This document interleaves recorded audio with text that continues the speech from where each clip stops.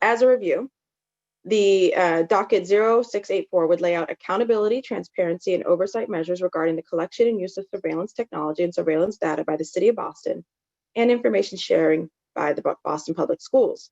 The ordinance requires submission for approval by the Council of a surveillance use policy for each department that possesses or uses surveillance technology. Submission of the surveillance technology impact report, and if required, a technology-specific surveillance use policy. Prior to acquiring or using any new surveillance technology or surveillance data, and submission of an annual surveillance report for each department for which approval of surveillance technology or surveillance data has been obtained. The ordinance would also create a system limiting information sharing between BPS and BPD, limiting the permitted reasons for creating a student report and the allowable information to be included in the report, requiring reports to be shared with the head of the school and the family of the student named in the report, and requiring, prior to the sharing of the report with an entity outside of BPS, a meeting between BPS and the student with an opportunity for a legal representative to be present, and confirmation that the student report was written pursuant to the criteria outlined by the ordinance, creating a community information sharing oversight board to provide oversight over this section and review monthly reports from the superintendent regarding student reports, and requiring training of Boston Student Police and requirements of the ordinance. At the hearing on November 10th, the committee heard from Emiliano Falcon Morano, Policy Counsel for the Technology for Liberty program at the ACLU, Nora Paul Schultz of Unafraid Educators, Valeria Dovalli, lead organizer for Student Immigrant Movement, and Kimani James, member of the Boston Student Advisory Council. Topics discussed included differences between the proposal and the existing BPS information sharing policy, incongruence of incidents that allow for information sharing, and sometimes severe consequences, such as addition to the gang database or deportation. The committee discussed the reason for incorporating the information sharing provisions and surveillance oversight in a single ordinance, and the social emotional trauma that surveillance may cause student and adult residents. The committee also heard public testimony. Student, parents, teachers, lawyers, and advocates shared experiences that have impressed on them the need for tighter restrictions on BPS information. I don't believe anyone from the administration attended that hearing. If they did not testify. I will shortly turn it over to the lead sponsors of this matter, but I wanted to just make sure everyone understood the goal of today. It's a working session. I assume everyone has a draft of the document in front of them. The administration, I assume, I will announce shortly who is expected to be here from the administration. I have John Towell from the mayor's office, Sam DePina from BPS, Neva Coakley-Grice from BPS, Mark Racine from BPS, Chris Osgood, Streets, Transportation, and Sanitation, David Elgles from Do It, David Leonard from Boston Public Libraries, Nayeli Rodriguez, or Chris Carter from the mayor's office of New Urban Mechanics. And I assume that we're all here to get to work on this in the language that we think best balances the safety, the transparency, and the accountability that the co-sponsors wanted, and also with the same goals that many of us have as either government workers or those of us who represent the public. This is, again, a working session, so the issue of the yes or no of this ordinance and whether it should or shouldn't happen could have been discussed in the hearing. But if you're not here really to work on the language, then I appreciate that you're here, but we're going to work on this language. In terms of, so again, everyone should have a draft of this in front of them. And I look forward to hearing about any concerns from the administration. And I will turn it over now to the lead sponsors to be followed by the other counselors who have come in. The lead sponsors are, again, Counselor Wu, Counselor Janey, Counselor Arroyo. After those three speak for very brief opening remarks, again, reminding people this is a working session, so we're not introducing this. We're going to go to Counselor Braden, Counselor Sabi George, Counselor and Counselor Bach. So of the lead sponsors, Counselor Wu. Good morning, and thank you so much, everyone. This a long time, many months of work have gone into this from our advocates and our community partners. So really grateful for now really diving into the details and eager to see next steps. So thank you so much to my co-sponsors and everyone in this coalition and the administration for your time. Thank you. Counselor Arroyo. Thank you so much, Madam Chair. I just want to thank all of the advocates who have played a role in getting us this far and who will be playing a role in putting together the language here, ACLU Massachusetts, the Student Immigration Movement, the PAIR Project, the BTU Unafraid Educators, and the Greater Boston Legal Services. The purpose of this ordinance is to provide accountability, transparency, and oversight regarding the acquisition and use of surveillance technology and surveillance data by the City of Boston and its agencies and officers, and to protect privacy, civil rights, racial and immigrant justice. And it's also serving a purpose to protect our students in BPS from the immigration deportation pipeline. And so there's a number of different aspects that this ordinance is dealing with, and I think all of us are united in the goals of protecting our residents. And so I look forward to a productive hearing. Thank you, or working session rather. Thank you, Councilor Janey. Thank you so much, Madam Chair. I want to certainly thank my colleagues for their partnership and their leadership on this issue.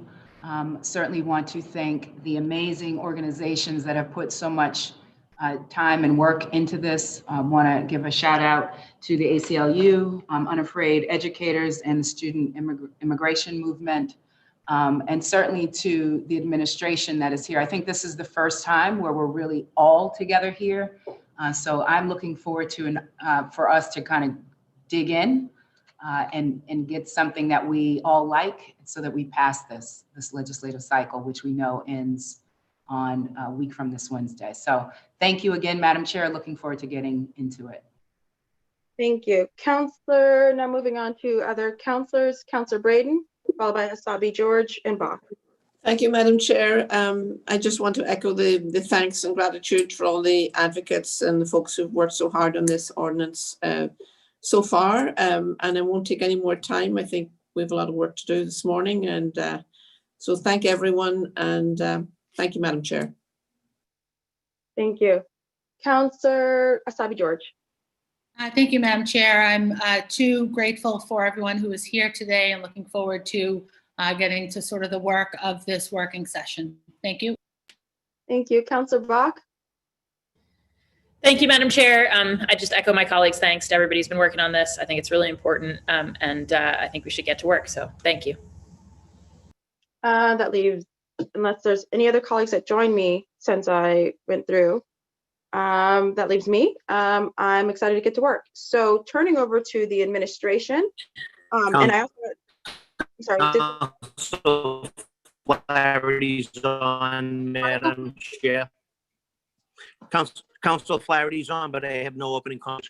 I'm tuned in. I'm sorry, Councilor Flaherty. I didn't see that you came on. I'll just do another call. I stood in this chair at the last hearing, but I'm here and here to listen to. No worries. No worries. I just want to let you know I'm present and accounted for, Madam Chair. I'm good. Thank you. I guess another last call out, or not last, but any other city councilors that I missed? I'm checking. I don't see. Okay. All right. So I forgot to announce who is also here from the advocate community, who has done an excellent job in making sure that we were not only held accountable, but had the resources that we need to come into this working session. I want to just pull them up real quick and announce who they are. Councilor Mejia has also joined us. Councilor Mejia, can you hear us? Can you, Councilor Mejia?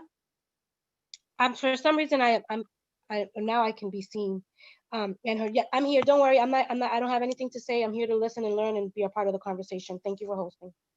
Thank you. So again, I'm just trying to quickly grab my notes on who's here from. I probably know you all from faces anyway, and I announced you in the. So we have Emiliano Falcon from the ACLU. We have Cade Crockford from the ACLU. We have, I'm doing this by memory, so please. Can't find my notes for some reason. Where am I? I see Valerio Duvali from SIM. I see Elizabeth Badger from PAIR. I see my colleague from Greater Boston Legal Services, Elizabeth McIntyre. Hello. A former colleague, sorry. One day, if you want to join the council, let me know. And see, I see Nora Paul Schultz, also from Unafraid Educators. Did I get everybody? Sabrina. Oh, how could I forget you, Sabrina? Hi, from Sim. From Sim. I think that's everyone from the advocate community. Okay, and I'm going to give myself a round of applause. That was like on 2 sips of coffee and memory just from faces. So Sorry, Counselor, I think Lena from Unafraid Educators is also with us. Elena, is your camera on? Yes, hi. I'm so sorry, Elena. No problem at all. Okay. Ah, Kate, I was so close. So close. That's what you get for bragging. That's what you get for bragging. That's what happens. In any event, I would like to turn it over to the administration. I announced several of the folks who are here joining us today. I don't know if you have a presentation or if you have an order of speaking. John, you're at the top of the list.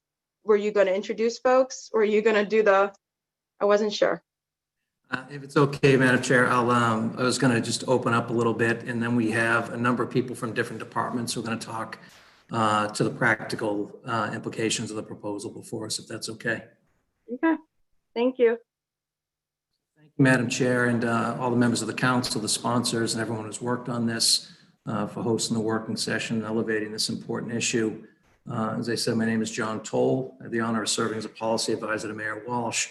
We appreciate and in fact embrace the spirit of the ordinance. Boston has a long-standing and well-earned reputation for innovation and utilizing technology and data to serve the public good.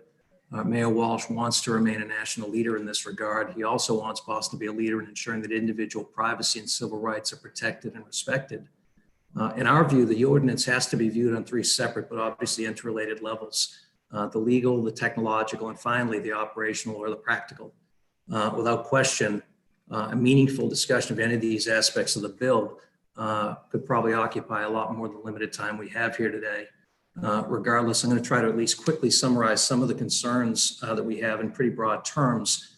And for the purpose of today's working session, members of the administrations I'll introduce shortly.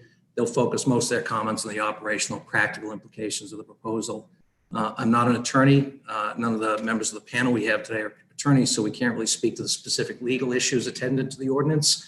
That said, I believe the administration communicated their concerns to the council that as currently written, it's in violation of the charter and likely conflicts with a number of state laws. I don't believe that opinion has changed. And that's an obstacle that needs to be discussed and worked through. And again, I'm at a bit of a deficit to do that. I'm not an attorney. The next level of concern we have is technological. First, the ordinance is really broadly written. And in our view, it appears that virtually every piece of hardware, software, data set anywhere within city government would appear to fall within the ambit of this ordinance. And this makes compliance with all the subsequent requirements and provisions extraordinarily difficult, if not impossible to implement and execute on. And the cost for doing so in terms of finances, human hours, and the anticipated impact on all manner of services are hard to calculate. In addition, because the process for the continued use of technology, the introduction of new, is fairly long and involved, we're concerned that it might significantly slow down responsiveness. We're also concerned the process might threaten to disincentivize innovation and progress if the path forward is too difficult, time-consuming, costly, or uncertain. These effects aren't localized to any one department or agency, but felt throughout the city government, from public health and safety to education and transportation, climate resiliency, urban planning, equity and housing. There's not an area of city government that isn't utilizing technology and data to deliver services, to constantly improve them, to inform decision-making, and to measure outcomes. The technologies we rely on are often multi-use tools that overlap and share space with one another. These same technologies that are used to improve transportation, education, climate resiliency, measure where our efforts at equity succeed or fall short, protect the public safety, ensure the public health, and so much more, also share space with and give rise to legitimate questions about how we protect people's privacy interests and civil rights. We need to be incredibly careful and thoughtful about how we approach them so that even as we strive to protect privacy rights, that we don't do damage to our ability to deliver high quality and effective services. The consequences of any policy changes that affect the health, the safety, the education, and the myriad other services on which the public relies, I think need to be really fully understood and communicated before they occur. I'd respectfully suggest this requires more conversation and exploration of each of these levels than has occurred. Our fear is that the costs and the work hours to implement and stay in compliance with the ordinance are, again, incalculably high. I'm not trying to be alarmist, but realistic. So we thought it might be useful to the conversation today if people heard from some of the men and women who do the actual work every day to speak to the practical challenge they anticipate from the proposed ordinance and how they carry out their missions and deliver services to the city. They'll also speak to work already underway to ensure that privacy rights are protected and respected. Again, this is just a small cross-section of the administration. Virtually every department will be impacted, some much more than others. So our concerns are by no means limited to these entities. As I said, technology and data are now foundational to city government, interwoven into every aspect of the things that we do. In order of speaking then, we have Sam DePina, Chief of Operations for the Boston Schools, Chris Osgood, Chief of Streets, Transportation and Sanitation, David Elgis, Chief Technology Officer for the City of Boston, David Leonard, President of the Boston Public Library, and Ailey Rodriguez from the Mayor's Office of New Urban Mechanics. For the purposes of discussion later, we're also joined by Neva Coakley and Mark Racine of the Boston Public Schools, and Chris Carter and Nigel Jacob from Monum, New Urban Mechanics. Again, I want to thank you, Madam Chair, and all the council for what I hope will be a thoughtful conversation. Thank you. Sam? I'm sorry. I just want to make sure I'm clear on understanding, because that was a lot of information. The administration has expressed that they feel that the language, or as it's written, is unconstitutional, violates the charter. Who is that expressed to? I believe there was a letter sent a couple of weeks back to the council expressing that concern. So the following people, when the from the administration, they are not going to be addressing any of the language. They'll be discussing the practical impact on their department. Yes. Again, I think it's still part of a useful conversation, Counselor. You know, there are practical implications to this, and they're far-reaching, and maybe, I think, probably more far-reaching than some people realized, and we thought that would be a useful conversation. Thank you. We've been joined by Councillor Baker. Before we go into other comments, it's Councillor Baker, I just want to acknowledge you and see if you had any comments. Thank you. I'm more here to just listen and to see how we move forward with all this discussion. Thank you. Thank you very much, Councillor Baker.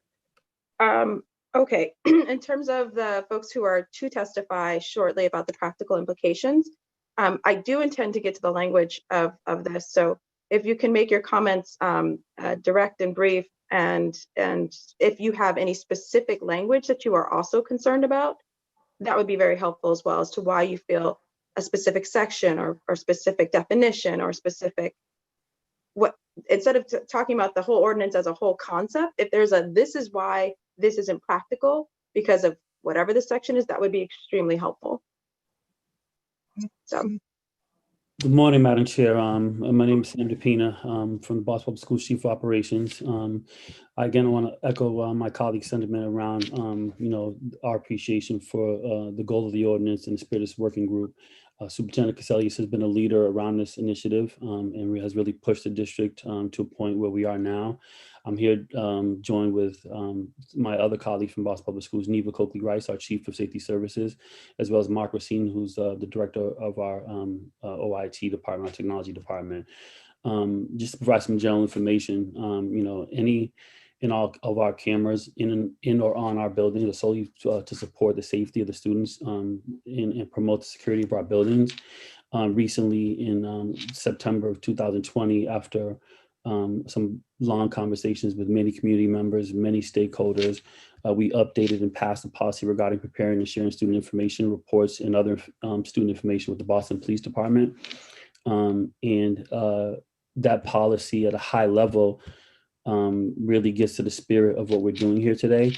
The policy restricts the use of internal safety reports that the safety services officers can produce. They're limited to sick assist, medical emergencies, missing children, or students that do not, or incidents that do not involve student activities such as graffiti on property or vandalism. It restricts the types of student conduct for which safety service employees may prepare and file a BPD 1-1 report. What we're trying to do is make sure that student discipline issues are treated as such and not lead down the path of a criminal record. Incident reports may never contain information about students, including immigration status, citizenship, national origin, ethnicity, native or spoken language, or suspected gang affiliation. So we've set the policy with those information are never ever contained in any reports. The policy eliminates the practice of preparing intelligence reports. Safety services employees are now required to inform school administrators prior to preparing an incident report. School administrators are now required to contact affected students and their families within 24 hours of receiving such notification. And the policy also calls for a monthly meeting with the superintendent to review safety service data. In addition, a school safety working group is required to assist and monitor the oversight of the policy. And the policy calls for annual review by this working group to discuss the policy, discuss the data, and make any further recommended changes. So, again, we're here to advance this work forward, and we're here to support how we can, but we're just unclear as written how the policy will do that. So Mark Racine, like I said, is here to talk about the various technology efforts in Boston Public Schools, and Neva Kostikars is here as well to talk about how the policy is being implemented and with regard to our officers and support as best possible. Thank you. Thank you. Councillor Campbell has just joined us. Councillor Campbell, if you have any brief opening remarks. No, thank you, Madam Chair. I'll get back to the conversation. Just have been in support of this issue, this work since years ago when Councillor Wu and Councillor McCarthy and I held the initial conversation on this. So fully supportive, here to listen and hopefully support in any way I can. Thank you to everyone for participating today. Thank you. Wasn't sure if anyone else from the administration. Chris Osgood. Sure, I'm happy to. So Chris Osgood, I have the honor of serving as Mayor Walsh's Chief of Streets. I'm just going to give some very quick sort of contextual comments solely from the public works and transportation perspective, and just reiterating Sam's point that very much aligned with the spirit of this, that we should be only collecting data if it serves a public purpose, that we need to be transparent and accountable for how it's collected and how it's used, and that we need to make sure that we are safeguarding people's privacy in that data. At a high level, the sort of data that is collected within our cabinets falls into 4 categories. The first set of data is data that is really programmatic data, so think 311 or data collected through our bike share program. I believe that this category of data is exempted through 2.1.1 and 2.1.2. The second category of data we collect is enforcement data. This is sort of recognized in this document both through parking enforcement as well as sort of the prospective potential inclusion of photo enforcement. I think this is also exempted in this ordinance in 2.2.2. The third and the fourth categories of data, those two are really about things that would be probably meet that individually identifiable definition. The second 2 categories of data, at least in the first sort of order, don't. One is mobility data. We have a great interest in data about how people in general, not persons specifically, but people in general are flowing through the city, are using our curbs, or interacting in intersections, also that we can refine our streets for the people in the way in which all of us have been talking about. That sort of mobility data, I think we can get to this, but potentially is impacted by this ordinance. And then there's third-party data that is not collected by the city, but collected by private assets in the public right-of-way, which may or may not be included and covered in this ordinance. Just very quickly to touch on some of the high levels of operational things that I just wanted to flag, operational and technical. One is sort of in the definition in 1.3 around individually identifiable. There's the language sort of really focuses on data sets that could potentially reveal individual identities if coupled with other data sets. I think this needs a lot of additional exploration. There's a lot of the data we're collecting about flows of people at large through the city is not data that would necessarily be individually identifiable. But I think this is an example of where that definition might involve or might include that data if the data sets that we're collecting are then coupled with other information that is brought in for the analysis. The second is around the way in which the exemptions are identified and really thinking about the level of specificity that makes sense for exemptions so that one can sort of future-proof ordinances such as this. This is sort of the entire sort of 2.2 section where the whole world of, in many ways, the way in which people are flowing through cities and the data that's used to support it and the technology that's used to support it is rapidly evolving. And so I think that that whole, that is an area that needs a lot of exploration to make sure that the language is future-proofed in this sort of this period of pretty rapid technological change. And the final one I just want to flag was around section 4, which is really around the process of the use of new technology. And it may be my reading of it, but it seems very much like this has real implications for the way in which we partner or the way in which we procure services that will either be in a place where we'll have to get really specific approval about technology before we did something like an RFP and then consequently not benefit from the variety of ideas that may be out there that would be responding to an RFP, or we are seeking approval after going through the RFP process, which probably has its own implications. Anyway, those were just some of the quick ones I wanted to flag from an operational standpoint. We've done and are doing and continue to do sort of a lot of work in this area in large part and with great leadership by the team from the Mayor's Office of Mirror Mechanics. So look forward to this conversation, look forward to the future conversations on this topic. And I will turn over to John, who's next. I believe it's Chris Dave Elgis. Good morning, everybody. Thank you, Madam Chair and members of the City Council for this opportunity to address you today. I will make my comments brief before I go into specifics. As Chris said, we are in alignment with the spirit of this ordinance. It is to our core belief that data should only be collected if it serves a public good and serves a public purpose.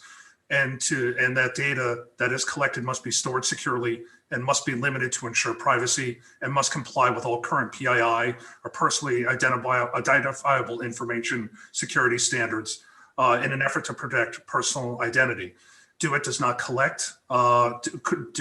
currently collect, control, or analyze data for the purpose of individual surveillance. We all take this responsibility very seriously, and it's to that end that we need to continue to be transparent, accountable, and for what data is being collected. In the data privacy usage space, the optimal framework is to recognize the data privacy protections must keep on pace with innovation in Boston and across the US. Where DoIT is specifically focused and where our questions mostly lie is the role of DoIT in supporting all the city departments that are on this call today is really the understanding between the data custodians and the data owners and the providers, and where that responsibility and where that delineation line is set as we support all of our city services with the storage of the data, with connection, with wireless, and really understand where that change is going to come about. We have a variety of different policies in place, from terms of use policies to data protection policies, to be transparent around the data and how it's stored, how it's collected, how it's used. And for us, it's really a better understanding of where that delineation line is so that we can work with our other city partners to understand the implications of this ordinance. And I believe that Chris Osgood mentioned this earlier. Another area that we are also focused on is around technology innovation and future technology as we start to look at bringing on new technologies into the city of Boston, that we understand how these new technologies, whether in the RFP process, seeking approval, or if it's something after that would impact bringing on new technologies in the city. So really to get a clear understanding of that would be very helpful. But that's in terms of DoIT and our role in supporting city services. We act more as the custodians or the provider. So it's really an understanding of the implication across the city in how it will impact everyone from streets to schools to library, et cetera. So that's really the do it position so for us, it's really around clarification of the language. Because as I read the ordinance as it is written today, it's very broad. And I think John mentioned this at the top of the call, that it could really,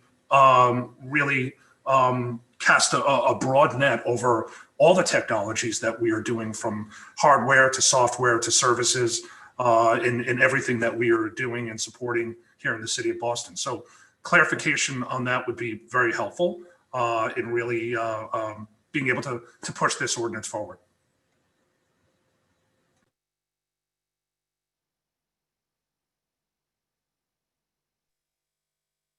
Good morning, councilors. This is David Leonard, President of the Boston Public Library. I believe I'm next.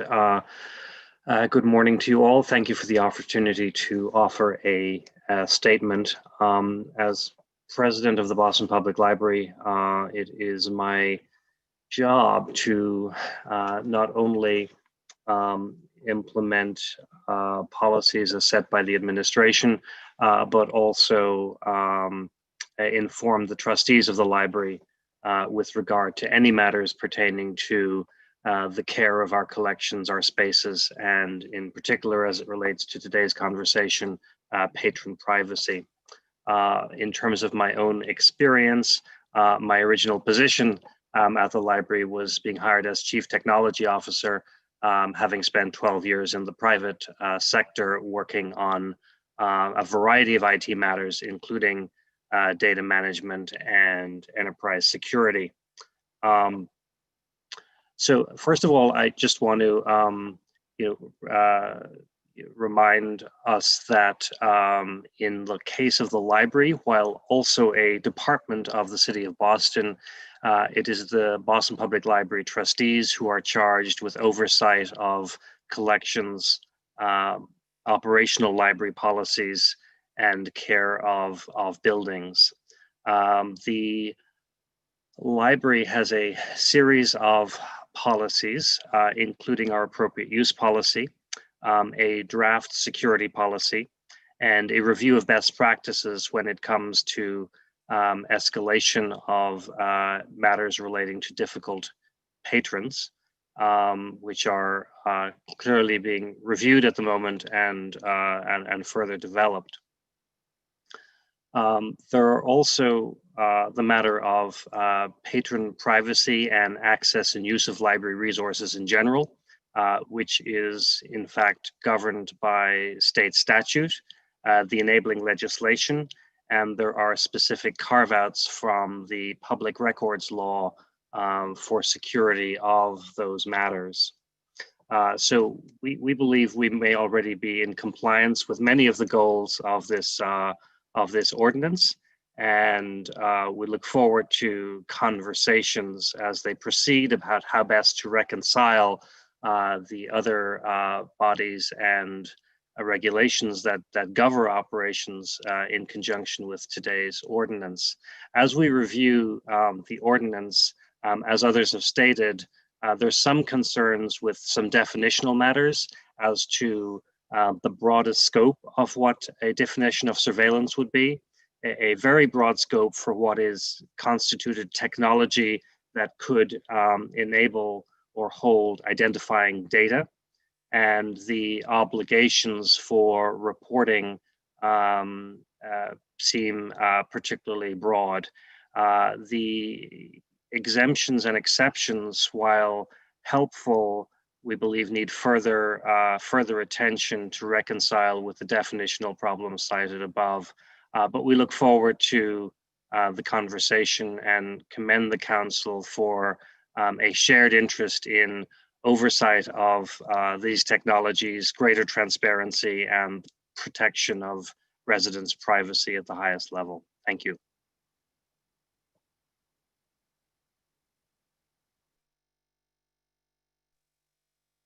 Anyone else?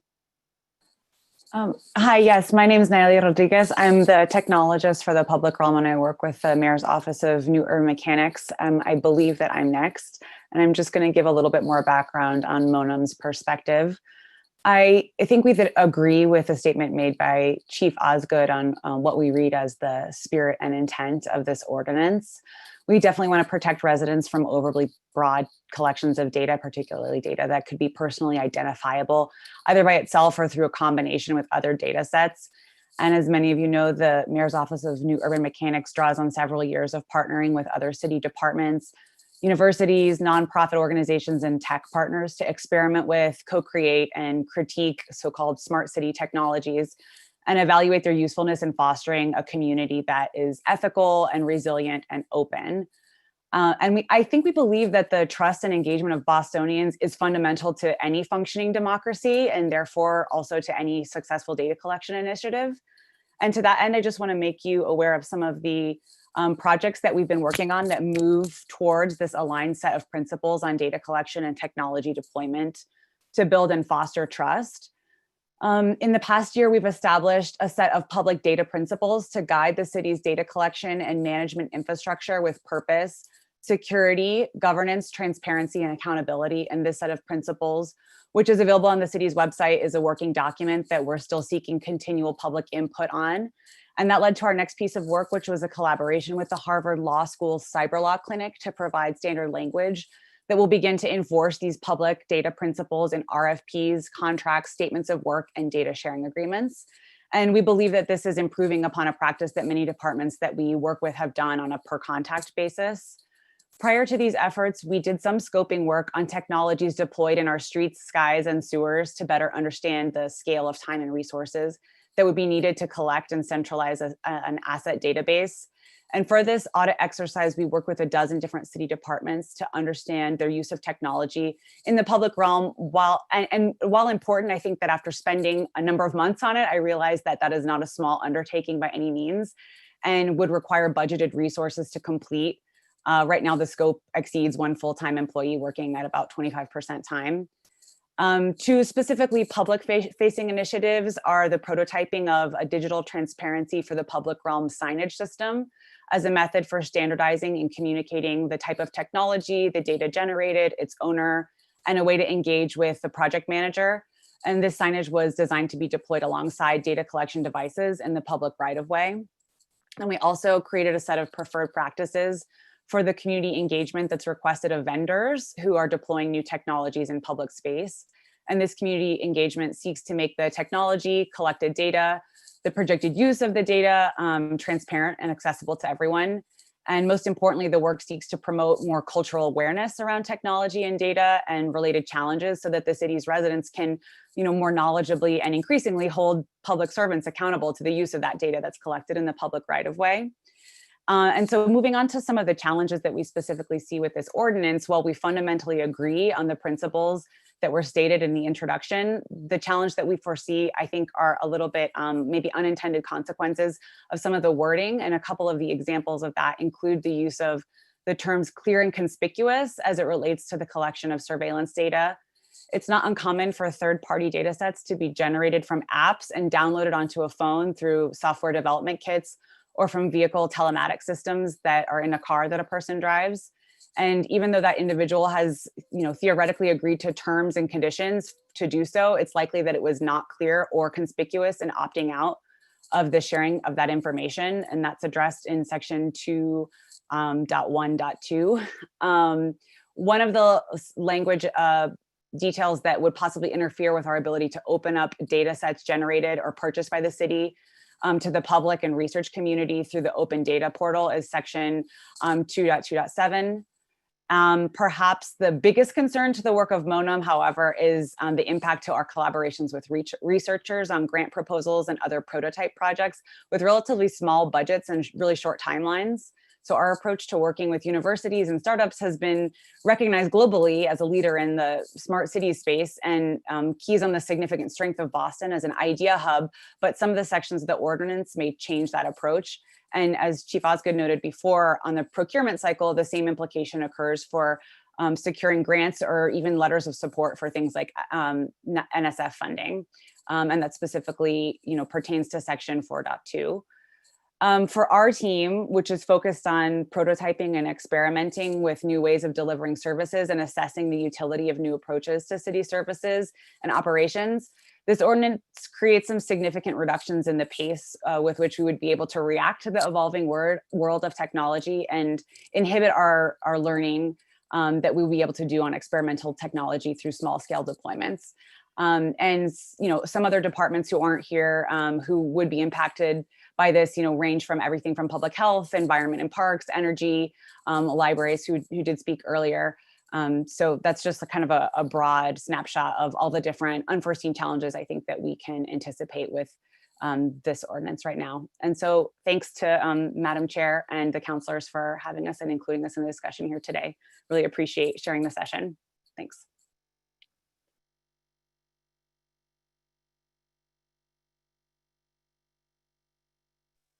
Was that our final speaker? Yes, it was, Madam Chair. Thank you. Thank you very much. I'm inclined to maybe turn it over for some quick comments or responses maybe from the advocates. I don't know, to the co-sponsors, if it makes sense to kind of hear their response or concerns or their own suggestions for language, and then open up to all of the counselors to go through a couple rounds. I see Counselor Janey is saying yes. Counselor Arroyo, Mejia. Okay.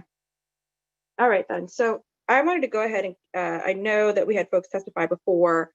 I don't know of the advocates if you had a specific order or if you had some language suggestions. We can start with the team from the ACLU, and then we'll go to GBLS, then we'll go to SIM and Unafraid Educators. And I'm announcing the organizations. I'm not sure which of the what your points would be, but I just let's just go by organization if that's okay. Great, thanks, Counselor. Good morning, everybody. My name is Cade Crockford. I'm the director of the Technology for Liberty program. I wasn't expecting that this would sound like a hearing this morning. I thought this was a working session, but I've heard some testimony, what sounds like testimony from the administration. So I'll just maybe take a couple minutes to respond to some of those points, and then I'm going to turn it over to Emiliano Falcon Morano from my office, who can talk through some of the actual language. But I was sad that nobody from the administration showed up at the hearing to talk through these points, because I think you all have some legitimate concerns. I don't think that they necessarily outweigh the importance of the ordinance, or that your concerns necessarily mean that the ordinance would impact your work in the way that you think. But they're important. They're obviously important issues to raise. So I just want to go through a couple of them. First off, just as a general matter, we understand on the advocate side that particularly the surveillance oversight section of this ordinance creates new bureaucracy for the administration. Totally get that. That has been the case everywhere these ordinances have passed all over the country, including in Cambridge and Somerville, our neighbors right here in Massachusetts. Larger cities as well, though, have passed ordinances like this. Seattle was the first. Seattle passed an ordinance like this, I want to say 6 or 7 years ago, and has been, implementing it effectively ever since. The city of San Francisco, a city of about the same size as Boston, slightly larger, passed an ordinance like this, I think last summer. So in any event, this is certainly a bureaucratic burden. We're not going to pretend that it's not on the advocate side. We do believe, however, that democracy requires hard work. We need to make sure that the city is implementing technology in a way that conforms with the values of the people who live here, and that procurement is not policy, that policy making by procurement rather is not happening exclusively in the executive branch, and that our elected leadership on the city's legislature, on the city council, can have a voice and can understand exactly what's going on in government to the collection of sensitive information about residents. So having said that, I've really, for those of you who are concerned in the administration about the bureaucratic burden that this is going to place on your agencies, I really would encourage you to reach out to officials in San Francisco, in Seattle, closer to home, here in Cambridge and Somerville, to get a sense from them about what it's been like.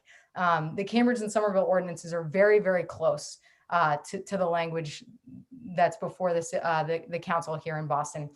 So, you could probably learn quite a bit from them about how implementation has gone thus far. The only other thing I'd say about that is that the city has 9 months to comply with the ordinance in the first instance. So it's not as if the ordinance passes next week, you have to have all your documents into the council in a week, a month, even 2 months. You have close to a year to comply at the outset. So we think that that's a reasonable amount of time, that should, provide the city with plenty of time to do its due diligence and get the information that you need to the council and to the public.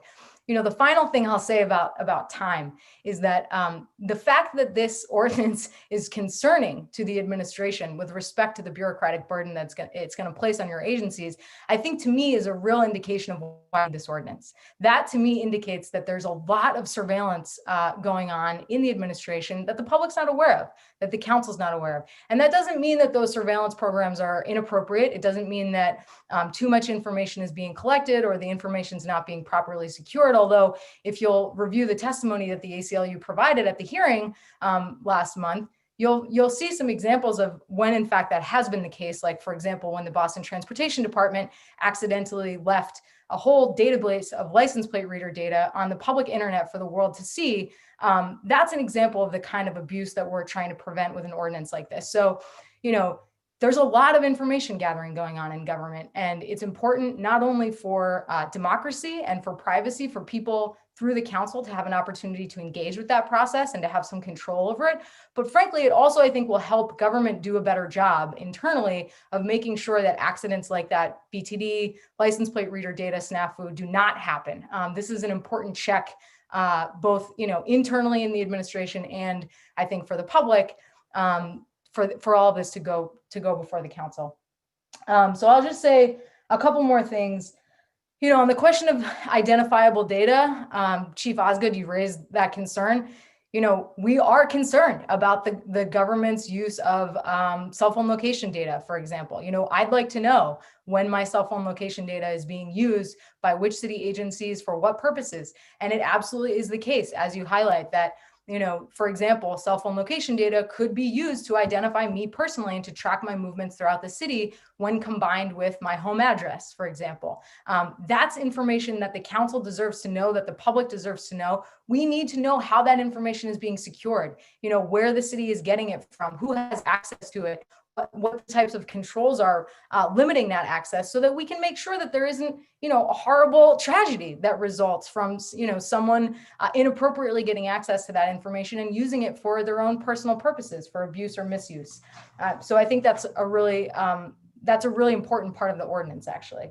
And I'll just close by saying, Nayeli, I hear what you're saying. I'm not sure what your title is. I'm sorry. So I'm just going to use your first name.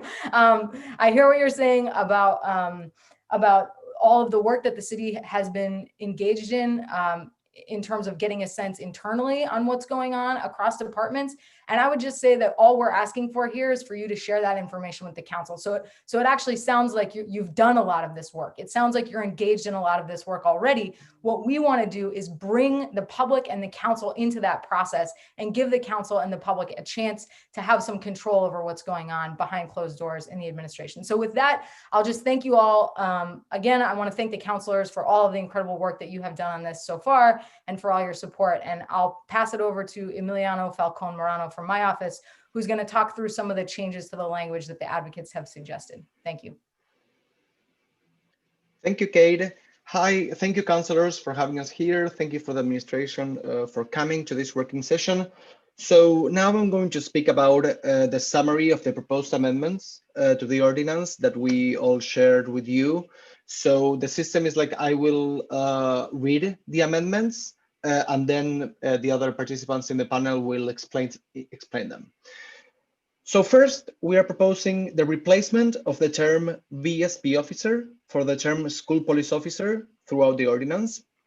The second one is that we are proposing the including the word "it" in the exigent circumstances definition in section 16/63.2 So I am using the references to the red line that we all have, which is with the chapters of the Boston Code of Ordinances. The third one is an amendment of the definition of school police officer in section 1663.2. The proposed definition states that school police officer means any officials or employees that belong to the Boston Public Schools Department of Safety Services or any other security and enforcement personnel, and that may or may not be licensed by the Boston Police Department as special police officers. The fourth amendment is an amendment of the definition of student reports in section 1663.2. The proposed definition includes the possibility of student reports targeting all student activity, not only incident related, and mentions that these reports are all those reports that are not considered an educational record under FERPA, F-E-R-P. The federal law about education records. The proposed definition also mentions that informal emails, texts, and other electronic messages that describe or contain details pertaining to student activity are going to be considered student reports. The fifth one is the creation of a new category called historic student reports to name those reports created before the enactment of this ordinance. This is in section 1663.2 also. The sixth amendment is the replacement of the term seriously bodily harm with serious bodily harm in section 1663.2. This is because the term of art, there was a typo in the original ordinance. The seventh change is an amendment of section 1663.4a to read that school police officers shall only collect, store, or share information pertaining to students by creating and sharing student reports in accordance with this ordinance. The number 8 is an amendment of section 1663.4.8.1 to read that student reports shall only be created when, and then the circumstances where the student reports can be created. The number 9, change number 9, is an amendment of the language related to the residence of students in section 1663.4.8.3. The language proposed is broader and encompasses the address and or neighborhood of residence. Change number 10. Amendment of the language related to gang involvement in section 1663.4a3. The language proposed is broader and encompasses all the ways in which the noting of gang involvement can affect students. Change number 11. Suppression of the requirement that the category of ethnicity be not included in the student reports. As will be explained later, student rights advocates recommended that this category should be included and reported to analyze whether certain students from some ethnicities are more reported than others. Change number 12. Addition of new paragraphs 4 and 5 in section 1663.4a to clarify the roles of the principals and headmasters of the schools. These new subsections also establish a process by which they have to send a student report to the student and their family. Change number 13. Amendment of section 1663.4b to provide for rules regarding the process of information sharing. A. School police officers and BPS personnel shall not transmit to or share with BPD or any other outside agency any information about students, including but not limited to student reports, through any official or unofficial channels, including but not limited to text, phone, email, database, and in-person communication. This is the general rule. Then the only two exceptions are when the transmission or sharing is done. First, pursuant to section 1663.4c, or in exigent circumstances pursuant to section 1663.4d. Change number 14 relates to these two previous sections. So there are the two new sections are 1663 4C and 1663 4D, these sections create a detailed process of information sharing. First, there is the establishment of two different frameworks for sharing information. And the first one that we can call an ordinary one that applies to all cases where the information, the sharing of information is required by law or accepted by this ordinance. And the second one is when there are exigent circumstances. Among other things, the proposed language, first, shows that the explanation received by the students and parents should relate to why the student report is being sent to the Boston Police Department. It also incorporates the headmasters and the principals as an essential part of the process of information sharing. And finally, it ensures that the families of the students have participation in the process, even in those cases when there are exigent circumstances. The only change here is that when there are exigent circumstances, the family participation comes after the information was sharing, logically because of the existence of exigent circumstances. Change number 15. There is a new section, 1663 4E, that prohibits school police officers from attending any meetings where officers or employees from U.S. Immigration and Customs Enforcement, ICE, are present either in person or virtually. Change number 16. There are new representatives for the Community Information Sharing Board in section 1663 4G. The new language incorporates a parent or guardian chosen by the Boston Special Education Parent Advisory Council, a representative chosen by the Code of Conduct Advisory Council, and a representative of the District English Learning Advisory Committee, DELAC. Change number 17 is the inclusion of ethnicity in the categories of information that have to be reported to the board pursuant to 1663 4G3. This is the other side of the flip of the coin of the reason of why we took ethnicity from the student reports. Prohibition of categories. And finally, the change 18 is the amendment of section 1663(8) related to the implementation of the ordinance. Emiliano, by any chance, do you have this as something that we could have followed along with on a screen sharing, or are these notes? Yes, I think these were sent to you. Okay. It's the document is the list of amendments. Okay, perfect. I'll forward that to all my colleagues. Okay. Okay. All right. Great. So that yes. we'll be following along. So thank you so much.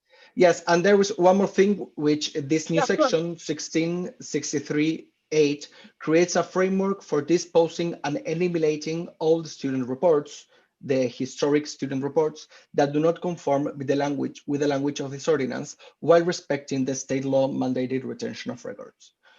Yes, I think that this. Thank you, Chair. I think that this document was sent to you. I can tell you that. I just got a text message actually that it was sent in advance, so all of us have it in our inboxes. Yes, I can tell you if you want the name of the document so that you can find it. 1 second. The name of the document is Substantive Amendments to 0684. That's the original document that I was reading. Thank you so much. The only thing is that I changed the references to the chapters. In that document, you will have the references to the ordinance, like section 1, section 2, section 3, and this is the final red line with all the formats included, all the format changes included. Sorry about that. Thank you, Chair. No, you did an excellent job. I forgot to announce that it had been sent around. My apologies, and thank you so much for your thorough. You came here to work in this session. Thank you so much. Thank you. And I do appreciate, by the way, for the administration who pointed to specific sections that were concerned about the practical implementation. I really do appreciate that as well. Is that are those the edits, or is that the substantive testimony from the ACLU? Yes, that's yes, that's a list of amendments, and then the other members of the panels will dig deeper into why this amendments are needed. Thank you so much, Chair. Thank you so much. I think we went from ACLU to, I think it was SIM, and then if there's testimony from SIM. Chair Campbell, would it be, excuse me, Chair Edwards, would it be all right if Elizabeth Badger from Pear went next? If you guys have an order, feel Okay. free. Great. So go ahead. Thank you. Hi, Hi, good Elizabeth. morning, Elizabeth. I'll be brief, and I think I'm more interested in addressing specific questions or issues with specific provisions. Really quickly, I think the first gentleman who testified, I just kind of want to address a broader policy concern, mentioned the need to have that some of this language would slow down responsiveness. And I would just like to suggest that I think that's exactly what we're looking for. The data sharing that has occurred that we've seen through document production from the police department and the Boston Public Schools shows that data sharing between ICE and the BRIC in the schools has become completely unregulated and without any attention to the law. And so we need it to slow down and comply with the law, and that is what this ordinance proposes will happen. I've yet to see a single communication where an urgent situation was dealt with. It is generally of the nature of digging for information to criminalize Boston Public School students. And I have not seen, as I said, a situation that required urgent communication between those agencies, BPS, BRIC, and the ICE. Emiliano mentioned a few provisions regarding historic information and how the city should address those historic reports, which I think is what folks were interested in me addressing. So I'll try to do that briefly. We become aware through our own practice as immigration advocates and through document production that there are large chunks of, I don't know, intelligence reports, face sheets, write-ups, whatever you want to call them, produced principally by Boston school resource officers. And the city has yet to address where those historic reports are housed. It's been suggested just in people's emails on maybe, Google Drives that people have created. No one seems to be sure. And so the section, and I want to get it right, 1663.8 addresses what the city should do to gather those historic reports, see if they comply with the ordinance and timelines for those documents or write-ups, again, or whatever you're going to call them, be destroyed so that we are not concerned about historic reports prejudicing and criminalizing students further than they already have. The one other provision I'll briefly address is the meetings. We become aware that there are monthly meetings between BRIC, ICE, Boston School Resource Officers that did go virtual at one point. We're not sure if those meetings are ongoing. We've never seen an email more monthly meetings with ICE or no more texting, emailing with ICE. So until we see those communications go out from BPS, and even still, we are asking that through the ordinance that it be made clear that school officers should not be meeting regularly with the BRIC and ICE as they apparently have been doing for several years. So again, I'll turn it over to my colleagues, but I'll be happy to address any specific questions that the counselors or other panelists have. Thank you. Thank you. After Pear, is there a preference in order? If not, Oh, I was just going to say that if Liz also doesn't have anything, we will hold our comments until later in the session. Or Sabrina, do you want to talk? Yeah, sure. I'll speak to a few amendments that really stand out to me. So, hi everyone, my name is Sabrina Barroso. I'm the lead organizer for the Student Immigrant Movement. So like I mentioned, particularly for me, some of the amendments that I would like to speak on today are, for me, these go together, number 7 and number 13. Number 7 says amendment of section 1663 4A to read school police officers shall only collect, store, or share information pertaining to students by creating and sharing student reports in accordance with the ordinance. And 13 being amendment of section 1663 4B to provide for rules regarding for process of information sharing. For me, they stand out because like my colleagues have mentioned and my other partners in this work, this process of information sharing has been completely unregulated and is completely immoral. One, for the protection of our youth and for our families.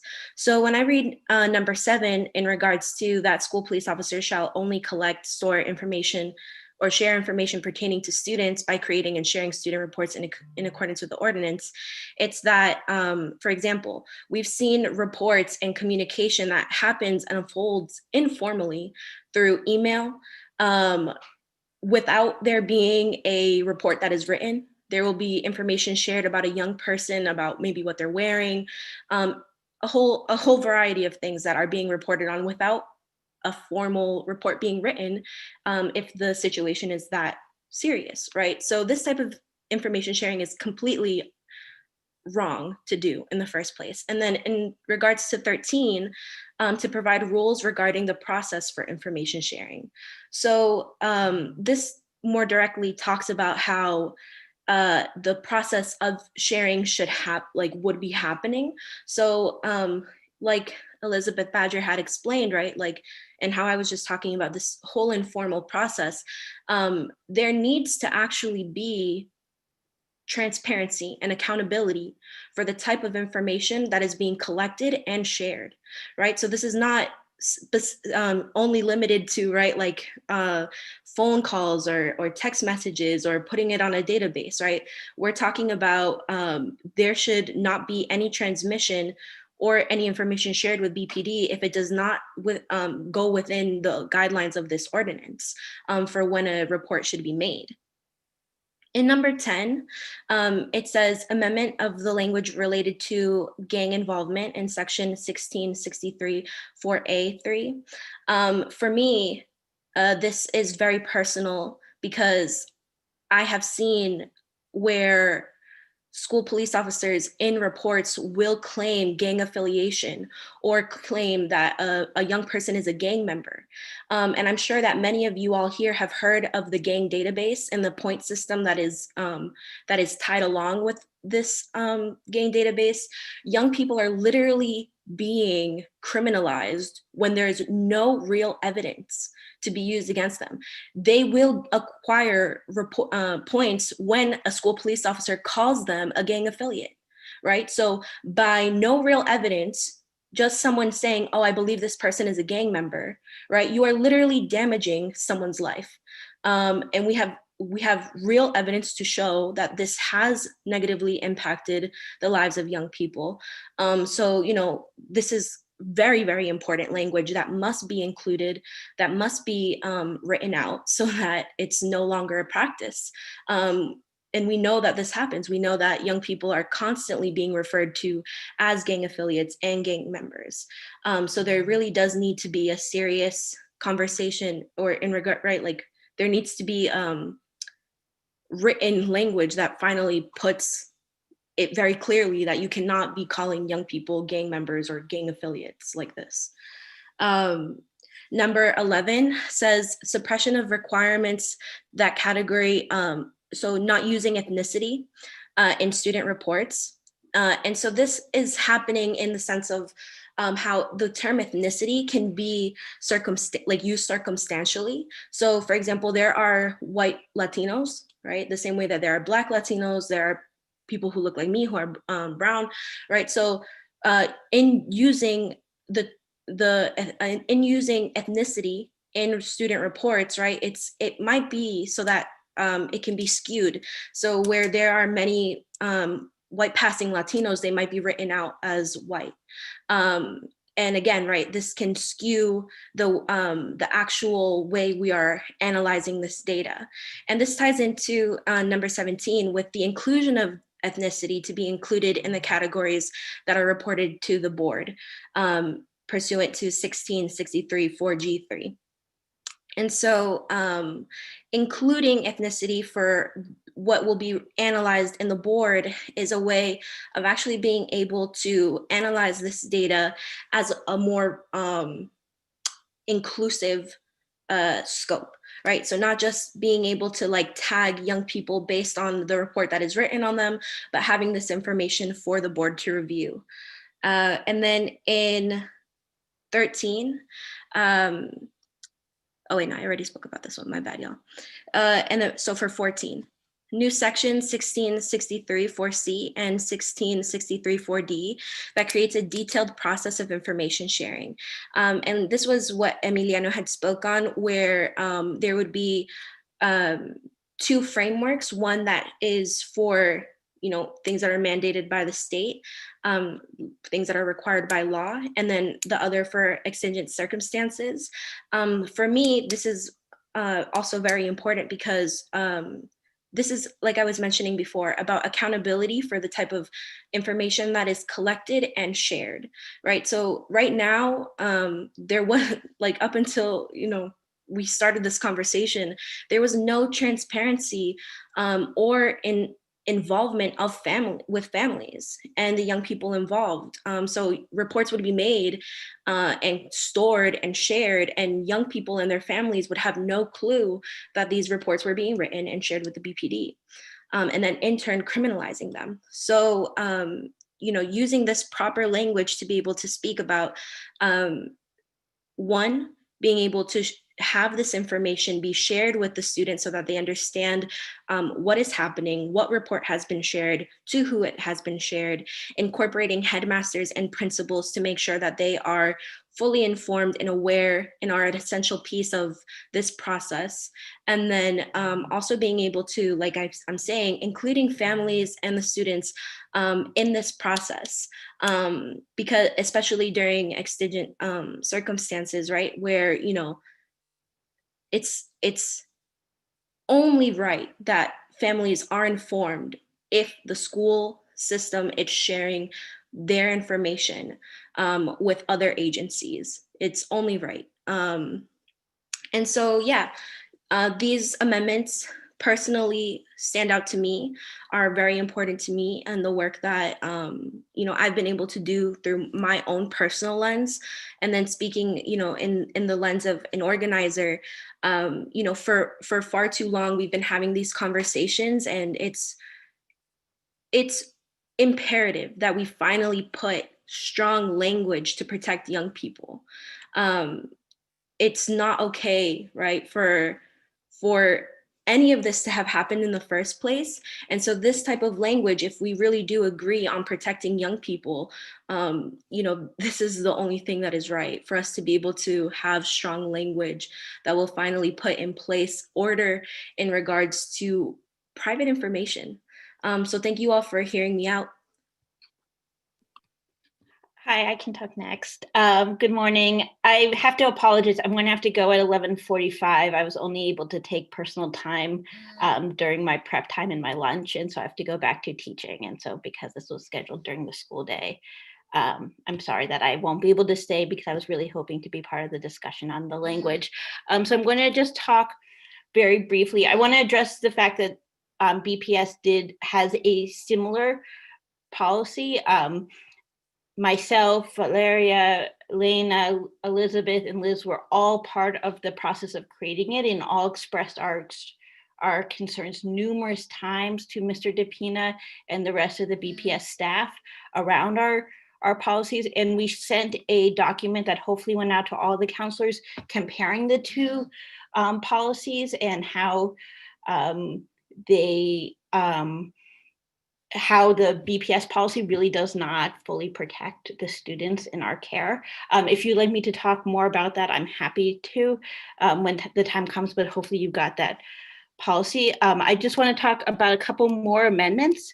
I want to talk about, I think that number 9 talks about putting into what can't go into report the address or residency. And that came to us from members of BSAC who spoke very specifically about not wanting their address shared with the police or being given out so easily. That goes to their protection and their safety, and the safety of their families. And especially if you think about the huge number of mixed status families and undocumented students we have in our city, the idea that the police, which we know are communicating with ICE, can get the address of a student is frankly terrifying to students. In section 12, one thing that we tried to do is really also address what happens with schools that don't have school police officers. I know that only 55 of our schools do have it. So if what are the regulations on headmasters, heads of schools and principals as they communicate with the police, because we know that there are many. I know that there are floating school police officers that do come in, but also sometimes that heads of schools are talking directly with the police. And so adding that information and also establishing a framework, number 14, as establishing a framework for exigent circumstances, because we realize that there's times when there's an urgent situation and you can't have those conversations yet, but still making sure that families are informed that we're centering the students and their families in the work that we're doing. And finally, I think Elizabeth talked to section 15, but making sure that our school employees are not in regular meetings or in conversations with ICE officials, I think is very important. And I'm happy to answer any other questions. And then I think Liz is next, and then I think we'll be done. Yeah, thanks, Nora. So I'm Elizabeth McIntyre. I'm a lawyer at Greater Boston Legal Services. We represent low-income young people of color in school discipline and related special ed cases. So I'm here mostly to talk about the BPS portion of this ordinance.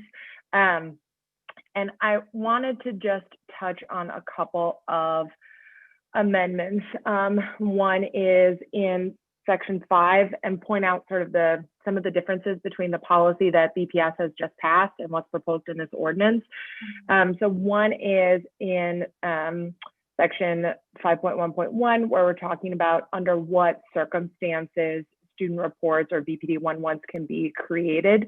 So the current BPS policy here allows for 11s to be created in cases of just assault and battery. Assault doesn't even require any kind of, physical contact.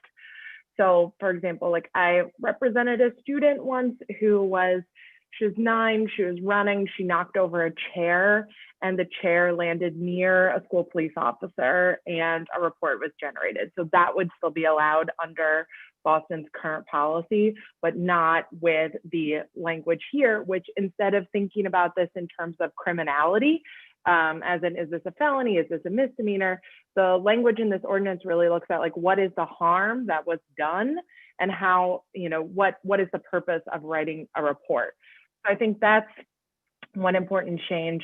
I also, Sabrina talked about this too. I think it's important and affects a lot of our clients is the suspected or alleged or confirmed gang involvement, and whether or not the confirmed gang involvement can be included in a 1-1. So again, under Boston's current policy, alleged gang involvement is prohibited, but confirmed is allowed. And one thing that remains really unclear is like what it means to have that be confirmed and to what extent confirming that is going to cause the exact kind of conversations that we're trying to prohibit here. So in order for a Boston school safety officer to confirm that a student is, a gang member, perhaps that officer then calls a BPD officer, and then they have this conversation that the ordinance is trying to prevent. And then lastly, I want to point out the part of the ordinance that talks about the requiring communication between a school safety officer and the head of school, which we think is really critical. I had a case where a young man who had a developmental delay, who became escalated in sort of the common area of a BPS high school. And while he was escalated and he was with a paraprofessional, he said that he was going to bring the ocean in to flood the school and kill everyone in the school. And the police officer heard this and wrote a report. He ended up having to go to a clerk magistrate's hearing. There was an open CRA. It became this and had the officer talked to the head of school, they would have known, like, no, he has an IEP. Like, obviously, he can't bring the ocean to flood the school. This is not a law enforcement issue. This is a special ed issue, and it could have been resolved. And instead, it became this incredibly traumatic event in this child's life. So the idea is to try and make sure that school police officers are talking to heads of schools who know their students and who are in the best position to, help inform what the next step should be.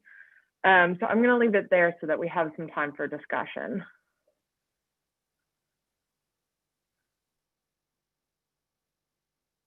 Thank you.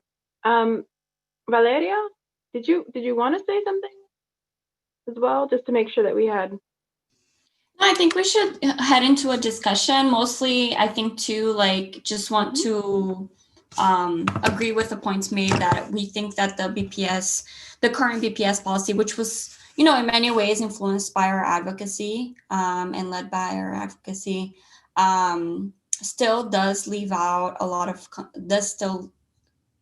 remain a lot of concerns for us, especially what Liz just mentioned, like the lack of conversation and involvement of the heads of schools and putting school police officers in the position to determine what is the activity or what is the way that a student activity should be categorized, when clearly that's what we have things like code of conduct for, and that's why we have head of schools for. So I think we'll talk more about those things, but I think we can move forward.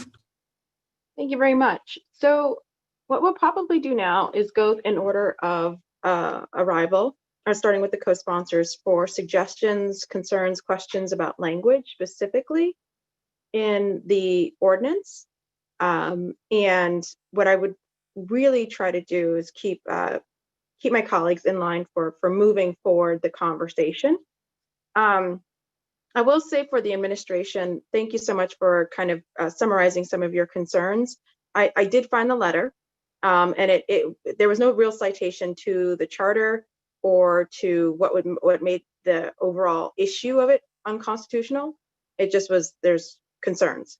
And so I appreciate those concerns, but I think if there's a genuine, I don't want to call it an olive branch, but a genuine attempt to move this conversation forward, as everyone from the administration testified, they're excited about moving this conversation forward, excited about having it, then I really think there should be a genuine attempt to talk about the language and to provide a markup of the concerns of the language and provide alternatives for that language. I think that would indicate to me there's a real want to move this conversation forward, and it's worth either having subsequent working sessions and looking into the new year for passing this. But if there's no actual push, concern, or written suggestions, I mean, we just heard about a lot of them for the first time today, or concerns, then it really does make myself and possibly some of my other colleagues wonder if there's a genuine want to do this and get this done. In short, put up something so we can continue this conversation. But if you don't, then I think the conversation will have to go without you, and I don't want that. So I'm going to turn it now over to the co-sponsors and my colleagues to ask any questions that they have. Some of my colleagues had to leave early and they'll submit them in writing to me later. But I want to thank them all for coming. So Counselor Wu, Counselor Arroyo, and Counselor Janey first with any questions, suggestions, and then we'll continue. Thank you, Madam Chair. I don't have too much to add. I was going to say everything that you just said, which is that we didn't hear very many specifics today in terms of what changes might be proposed. And it feels, to be honest, like a very familiar conversation that could be applied across nearly any of the ordinances that we have been working on over the last many years that I've been at this. So it's really at the stage now where this document comes from, as you've heard, a very well-researched, comprehensive, significant amount of time from all of the advocates working with other municipalities who have already implemented this. So some of the more vague concerns about legality and implementation, we have wrestled with, and we have thought about very carefully and included language that builds on the experiences of other municipalities, including in Massachusetts, who have already done this. I know we've been through this before with many other ordinances where there is a period where it comes down to, at some point we just have to sort of call it. And then at that point, often there will be more of an agreement to then submit changes that are more significant and tangible. So I'm looking forward to getting to that stage, because I think we still need to recognize at this moment that we are in as a society, as a city, is one where we cannot afford to continue delaying on important conversations and taking action, because we know what happens when we delay. We know there are consequences that continue to accrue to Black and Brown communities, to our students, and we have put forward very specific protections and critical changes that are time sensitive. So that's all I had to add. Thank you very much. Thank you. Counselor Arroyo. Thank you, Madam Chair. I would just echo, I think we have, I didn't count, but I think it's about 6+ members of the administration here. We had none for the hearing, and many of the administration, since I've been here for these ordinances, treat working sessions like their hearings. They stonewall them. They speak about things that should have been spoken about at a hearing, their concerns, their thoughts, the things that they think about without any, and which, by the way, I'm happy to hear your concerns and your thoughts as it applies to the language that we've written, not as it applies to general principles of, things you would speak about in hearings about the legality and all this other stuff when we don't have a lawyer here represented by the city to even speak to that. So, the reality for me is I stand by this ordinance. I think it's closely crafted to the language we want it to. I think we have to recognize in the world that we exist in now, surveillance is becoming a much more day-to-day need and concern for people. The city is using surveillance and technology in ways that I think it may be, arguably productive and helpful, but also the residents have a right to know about that and how that's being applied. And so for me, I'm happy to hear any questions or any direct references to language. And I want to just say that I saw Chief Osgood had some direct reference to language, and so thank you for that. But I'm happy to hear anybody who wants to speak directly to the language. I don't have much else to say. I said everything I had to say at the hearing. And so I stand by this, and I appreciate people who are here today to work. Thank you. Counselor Janey.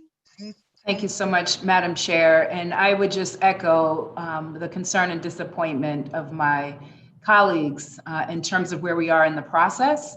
I appreciate, all of the comments that have been given during this working session, but my concern is that it is not moving us further along in this process.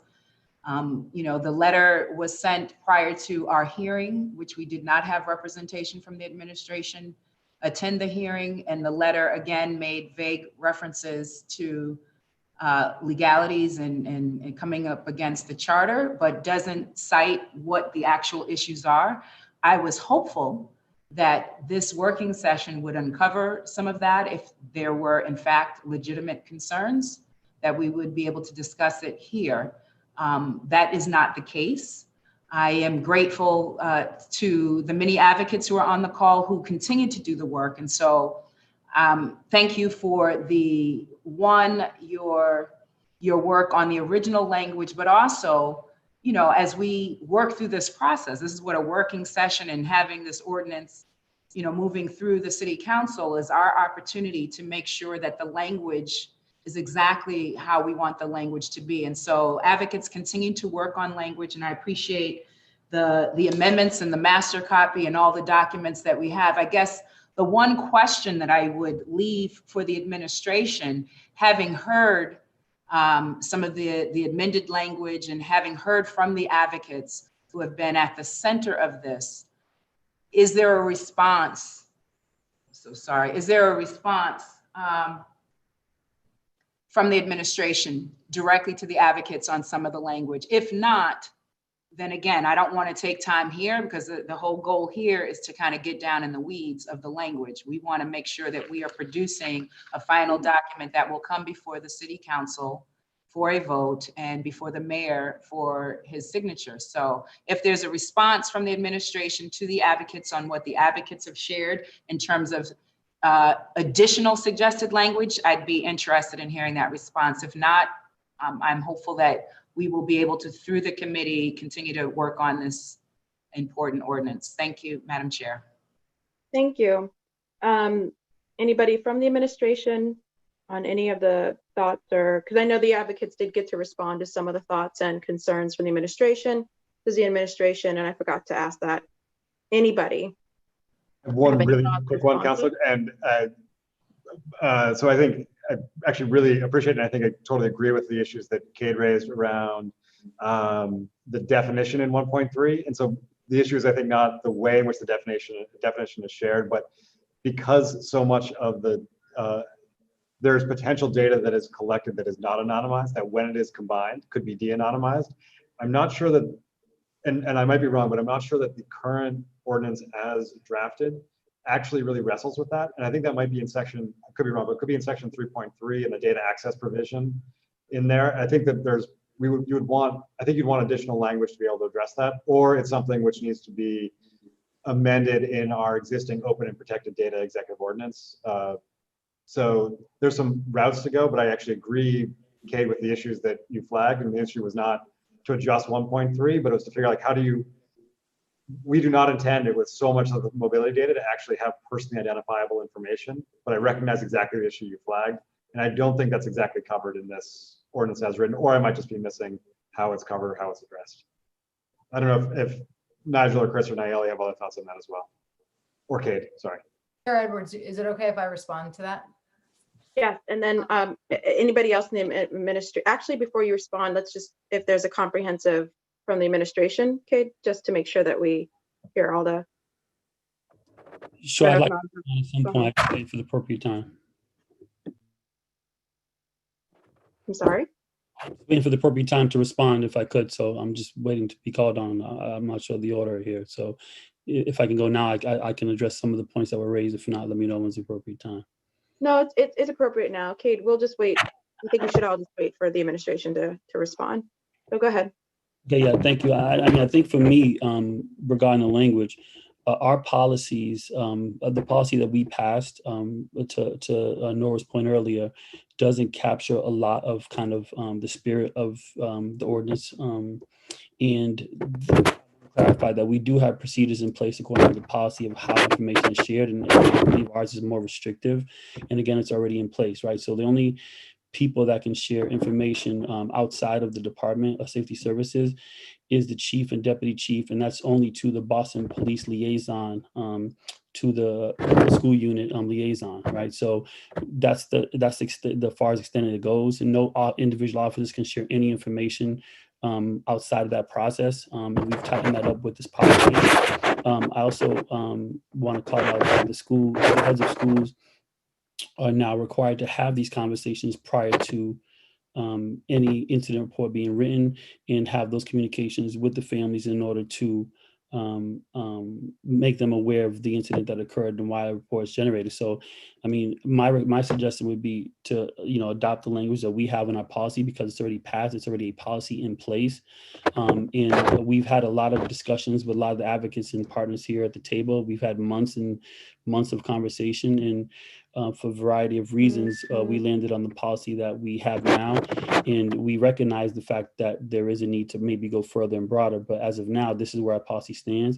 And we have created a forum by which we are going to continue to engage in conversations, monitor the data as the policy is written. And once we get a chance to analyze the data with the policy is currently written, we are open to making more changes to it. So our position is for us to maintain our policy and let our policy be the guide and drive to any broader ordinances. But again, that's our suggestion. The policy has been in place, and we're working on implementation and training and data collection. And based on that information, we'd make any additional changes to the policy. Counselor Edwards, I know that you wanted all the administration's questions, but I have to go to class in 3 minutes. Could I quickly respond to Mr. DePina's comment? Sure. So I recognize that, yes, it talks about information being shared just from the chief of police, but what my huge concern is the writing of BPD 1.1 reports, which is I'm forgetting the word, is made institutionalized through this policy. And those reports go directly to BPD. And you have told me numerous meetings, I mean, we've had this conversation for over a year now, that those reports go directly to BPD and that BPS no longer has access to them and does not know how many reports are going to BPD, what those content of those reports are in. And so one of my huge concerns, and I said this in our meetings, we went round and round about it in the working group.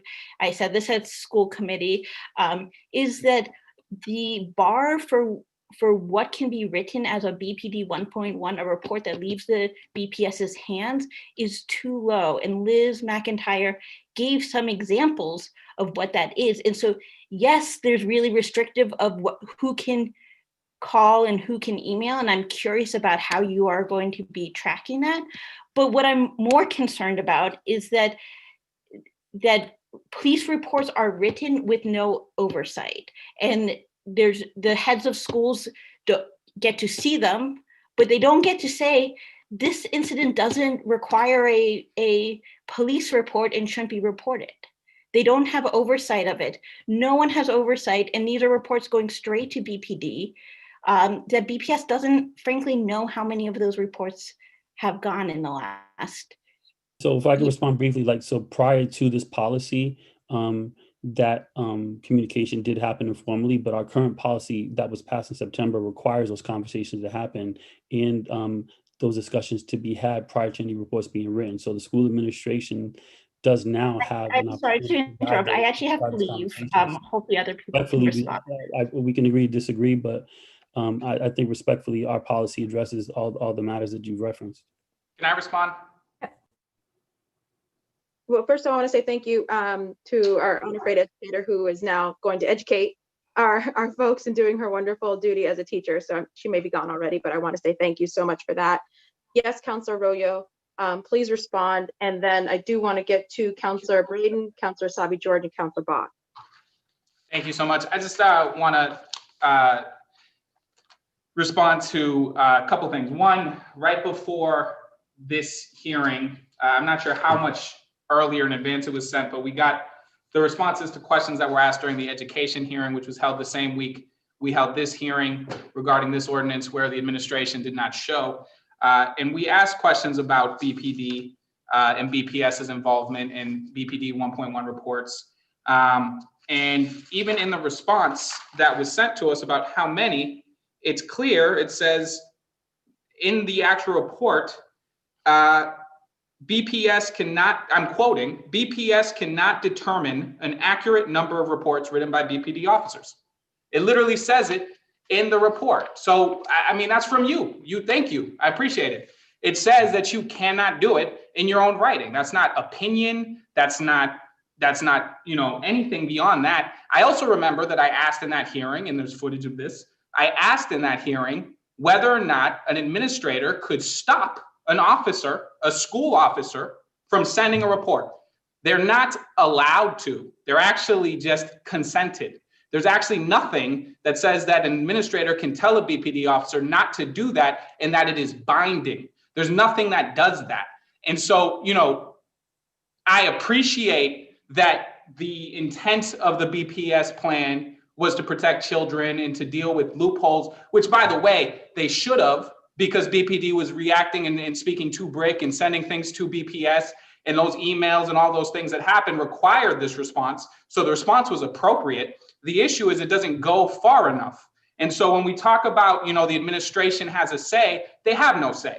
They get informed. There is no say. And so if you just inform somebody, we're thinking of doing this, and I can say, no, don't do that, and you can still do it, then that's not a check. It's not a check. And so I recognize that, you know, we're having a discussion about what BPS's report did, and I recognize that you're here essentially to advocate that what BPS did is far enough and we should give that a chance. But the reality is there's huge holes in what BPS did. There's large holes that allow for the furtherance of sending data to BPD, which then allows it to be to BRIC. And then the reality is there's nothing in this actual ordinance that makes it looser. This only tightens protections. And so unless we're saying that there's such thing as too much protection, I don't actually know what the point of saying BPS already did something. Well, this goes further. And so unless you're saying we shouldn't go further to protect children, I'd like to hear why we shouldn't do that, because I haven't heard that yet. What I've heard is we already do this. Well, we don't. I wouldn't have put in an ordinance if we already did it. So what is it that BPS thinks we should do? Does BPS think we shouldn't go this far to protect children? And if they believe that, why? Also, Roy, I mean, our position is that we have looked at the issue. We've engaged in conversations, both with partners, family stakeholders, and developed a policy. And with that input from all the stakeholders that I mentioned, we developed what we believe is a safe and just policy that will protect the student information. And we also follow our FERPA requirements with regard to that. So I welcome the opportunity to have any measures that can further keep our children safe, but there are also, you know, requirements that Boston police have and school police have of writing reports that we can't ignore, right? So our policy does call out the fact that, you know, we want to decriminalize a lot of misdemeanor behavior. It does call out the fact that we want to ensure that any student discipline related matters of misbehavior are treated as such. But unfortunately, when it rises to the level of felony crimes, assault and battery, hazing, and other incidents that require police intervention, we're going to pursue that in cases to keep families and victims safe. There's also the victim aspect of this whole thing, right? So a lot of people are victims to some of these crimes, and these victims also want to pursue legal action, and these victims also want to be protected and kept safe. So we believe our policy balances any potential perpetrators, as well as make sure that victims of these crimes are safe. So again, our position is that we have a policy. I appreciate to see that a lot of what we've written is incorporated in this ordinance. But again, our position is we want to see the policy as we've written, implemented, discussed, data analyzed before we make any further changes. Before there's any other back and forth, I want to acknowledge that we've been joined by Councilor Flynn. He has no opening remarks. He's listening and questioning it, listening and taking notes. I do want to get to the other councilors who have been patiently waiting. I do know that there will be some other responses to this back and forth, but out of respect for my colleagues who've been waiting, I'm going to move down the line. Councilor Braden and Councilor Sabi George. Thank you, Madam Chair, and thank you to everyone who's participating this morning.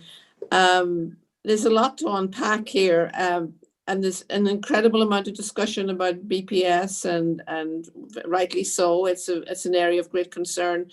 I'm a little concerned about the broader surveillance implications that go beyond the schools. I think I echo Chris Osgood's, concern about merging of data. I'd love to get my head around broader surveillance applications and what they are and how they're being used in the city, and how those that information is being shared with state and federal agencies and authorities. I think it's almost like we've got two buckets here. We have very specific concerns, and it seems like 90% of the conversation this morning has been about schools and what happens in schools and how things are reported in schools. And for me personally, having grown up in Northern Ireland, which I would call a police state, I think surveillance, the broader discussion about surveillance needs some more attention as well. So that's more of a comment, and I'm trying to just unpack all the information. It seems like if there are holes in the BPS new regulations that they have come forward with, then perhaps this ordinance would be specifically targeted at addressing those deficiencies. But I think in the broader context of surveillance, and I don't think we have done a deep enough dive into that conversation this morning.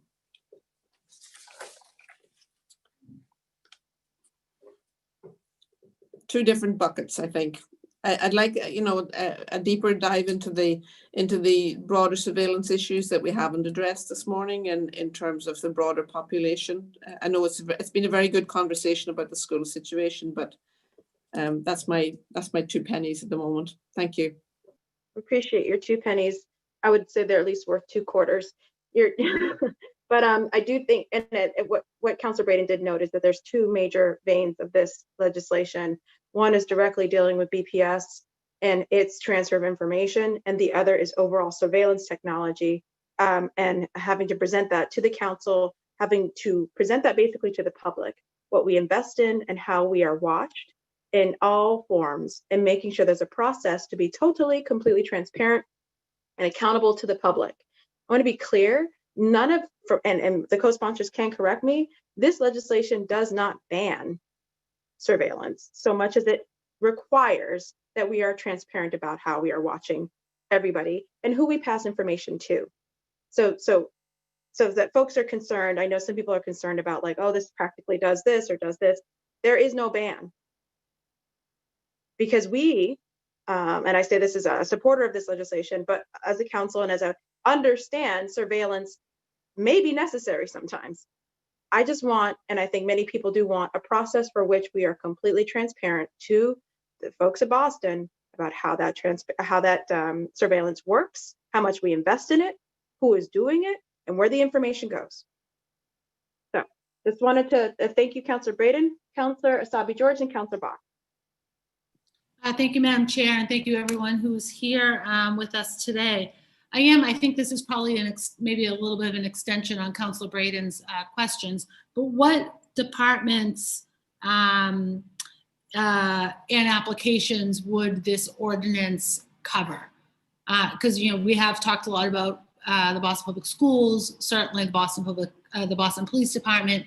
Are there other departments that would be directly related to this ordinance or need to be responsible to this ordinance? Just quickly, as the chair election, every city department that does any form of surveillance. But so that's transportation, I imagine, BTD. I guess the better question might be then, does it exclude any department? Is there any department that isn't participating in any sort of surveillance? No.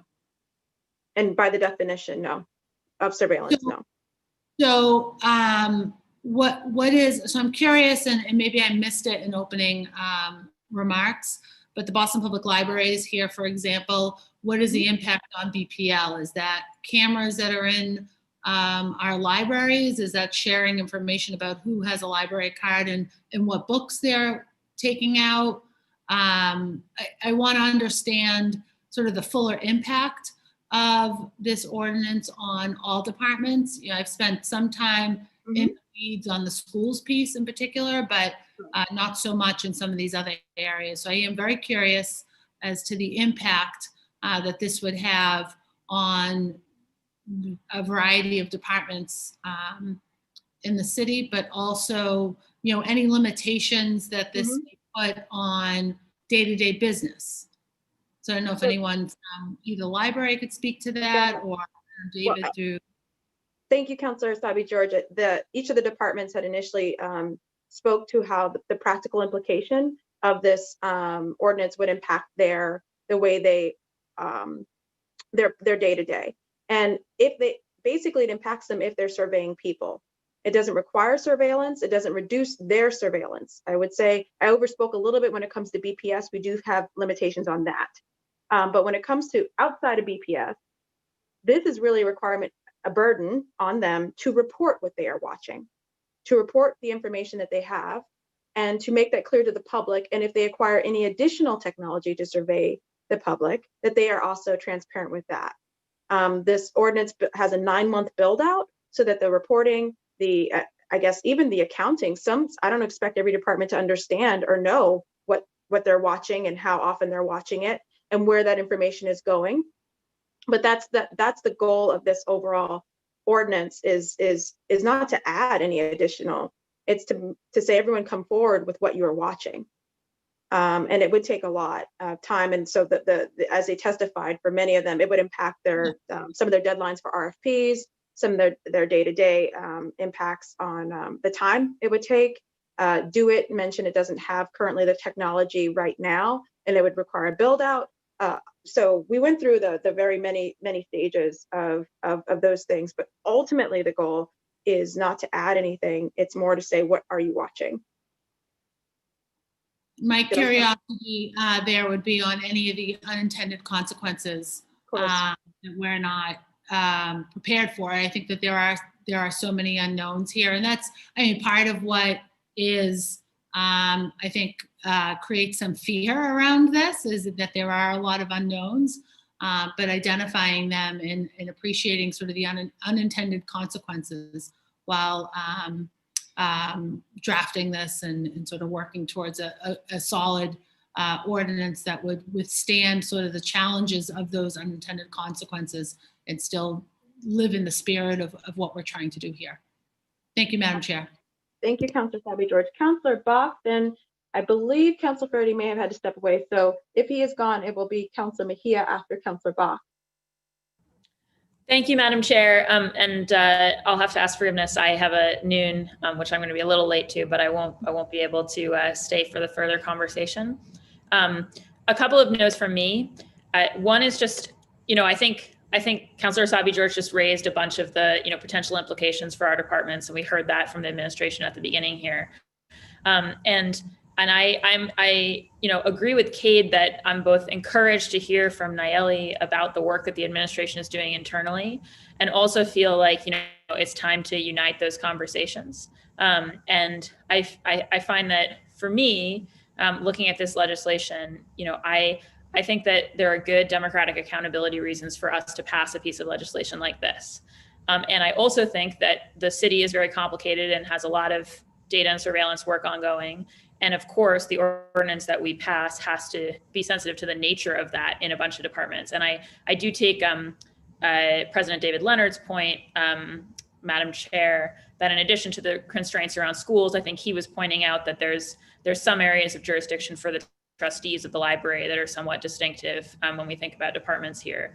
And so I'm very open to us sort of figuring out how to make this oversight legislation harmonious with these different concerns. And as somebody who was formerly in the Housing Authority, I'm very sensitive to the RFP dynamics and the fact that RFPing is how we do a lot of work in the city. And we can't have a piece of legislation that doesn't contemplate that and think about, to Chief Osgood's question, is this something where the council's evaluating things before RFPs even go out, in which case we're sort of pre-deciding what kind of technologies can bid, or are we doing it after? And then how do we work that with kind of the regulations around accepting a bid? But these all seem to me like soluble problems. And I think the thing that I would say to the administration is, I appreciate everybody's coming and saying that they agree with the spirit of the legislation. I think that we need to move to the next step where we say, yes, we're doing legislation. This is a thing that's happening. And so, to Councilor Wu and Arroyo's point, let's have a markup. Let's sit down and hash out the departmental implications. Let's, come to something that is going to be workable for our departments. But in the sort of this is a silly analogy in my head, but in the world of improv, part of making the thing work is to say yes at the outset to the concept. And I guess I'm asking the administration to say yes to the concept of not just the values here, but the concept that we are going to be legislatively involved as a council because of that democratic accountability piece. And so I would really like us to be looking when we are next talking about this and soon at a markup of the legislation, at things like what the administration can share about the internal review that it's been doing and the principles that drive that, and kind of really getting down to brass tacks here, because to me we've got to do this legislation, but I would acknowledge the city's very bureaucratically complex. I do think we are another level of complexity above our neighbors to the north.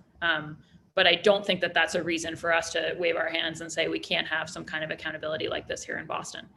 So that's sort of my headspace on this. And I'm really grateful to everybody who's come today and to the advocates who've done so much work drafting and also with the substantive amendment proposals, and to the administration folks for showing up and giving the departmental perspectives today. And I think it's just kind of taking those to the next level of where does that cash out language wise. So definitely here for that conversation, and sorry that I won't be here for the rest of this conversation today. Thank you, Madam Chair. Thank you, Councillor Bach. Councillor Flaherty is still here actually. So Councillor Flaherty. Thank you, Madam Chair. Obviously, thanks to the administration officials who are here, my colleagues, of course, the advocates for their great work, and also for you, Madam Chair, for this working session. And to echo many of the sentiments of others, as a body, we certainly want members of the public to have a clear understanding of how their information is being collected and shared, specifically referring to the proposed amendments about the sections that are relevant to the BPS, school police officers, school resource officers, etc. We all agree that students in our classrooms should be able to be children, and that our school leaders and teachers should play a role in disciplinary actions and reports wherever appropriate. That said, obviously, I still have a number of questions similar to our colleague, Councilor Braden, and her reference in terms of unpacking this. But I've heard about some implications with respect to the RFP process.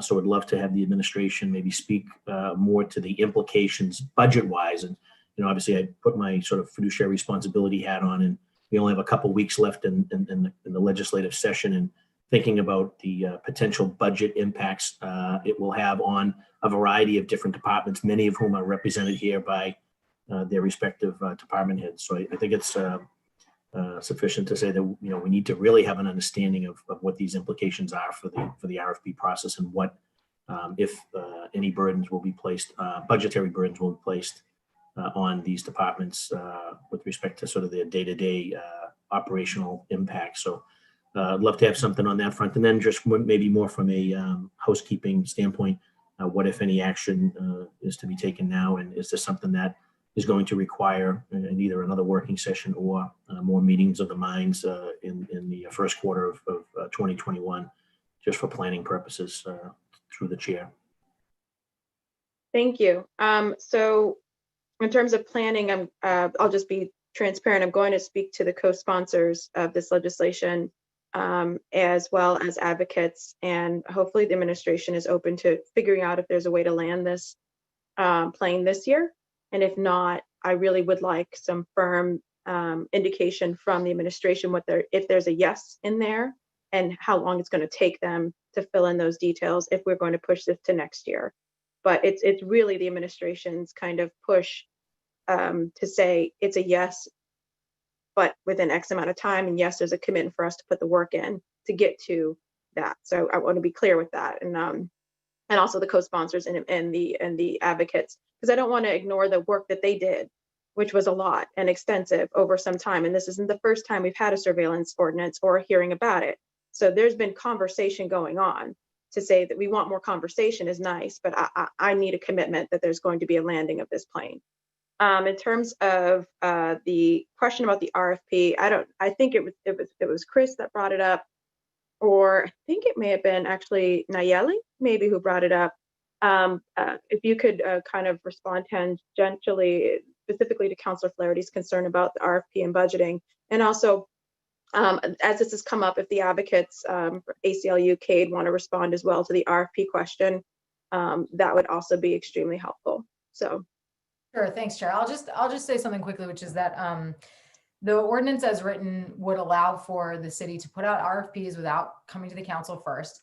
It would merely require that before the city enters into any arrangement to acquire a surveillance technology that the city does not already use, that hasn't been previously approved, that the technology be approved by the council. So I think maybe an example of why this is important would benefit the public as well as the counselors and the folks in the administration who are listening to this.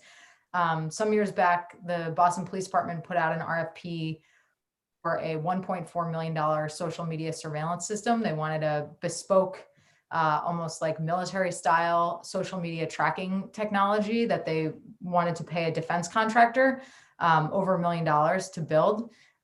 This became a subject of a lot of controversy after a Boston Herald reporter discovered the RFP on the city's contracting website, and advocates then made quite a bit of hay about it at the city council. And some of the councilors who are here now were there, thankfully, speaking out against this plan.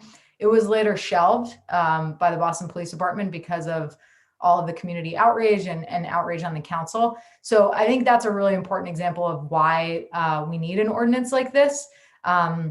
We should have a process that subjects these types of surveillance technologies, the acquisition of these types of surveillance technologies, to council approval and public debate, and not just kind of rely on the ad hoc potential discovery of such an RFP by a journalist, which is what happened in that case. So, if the city has specific language that you'd like to suggest that you think could make that clearer, we would love to take a look at that.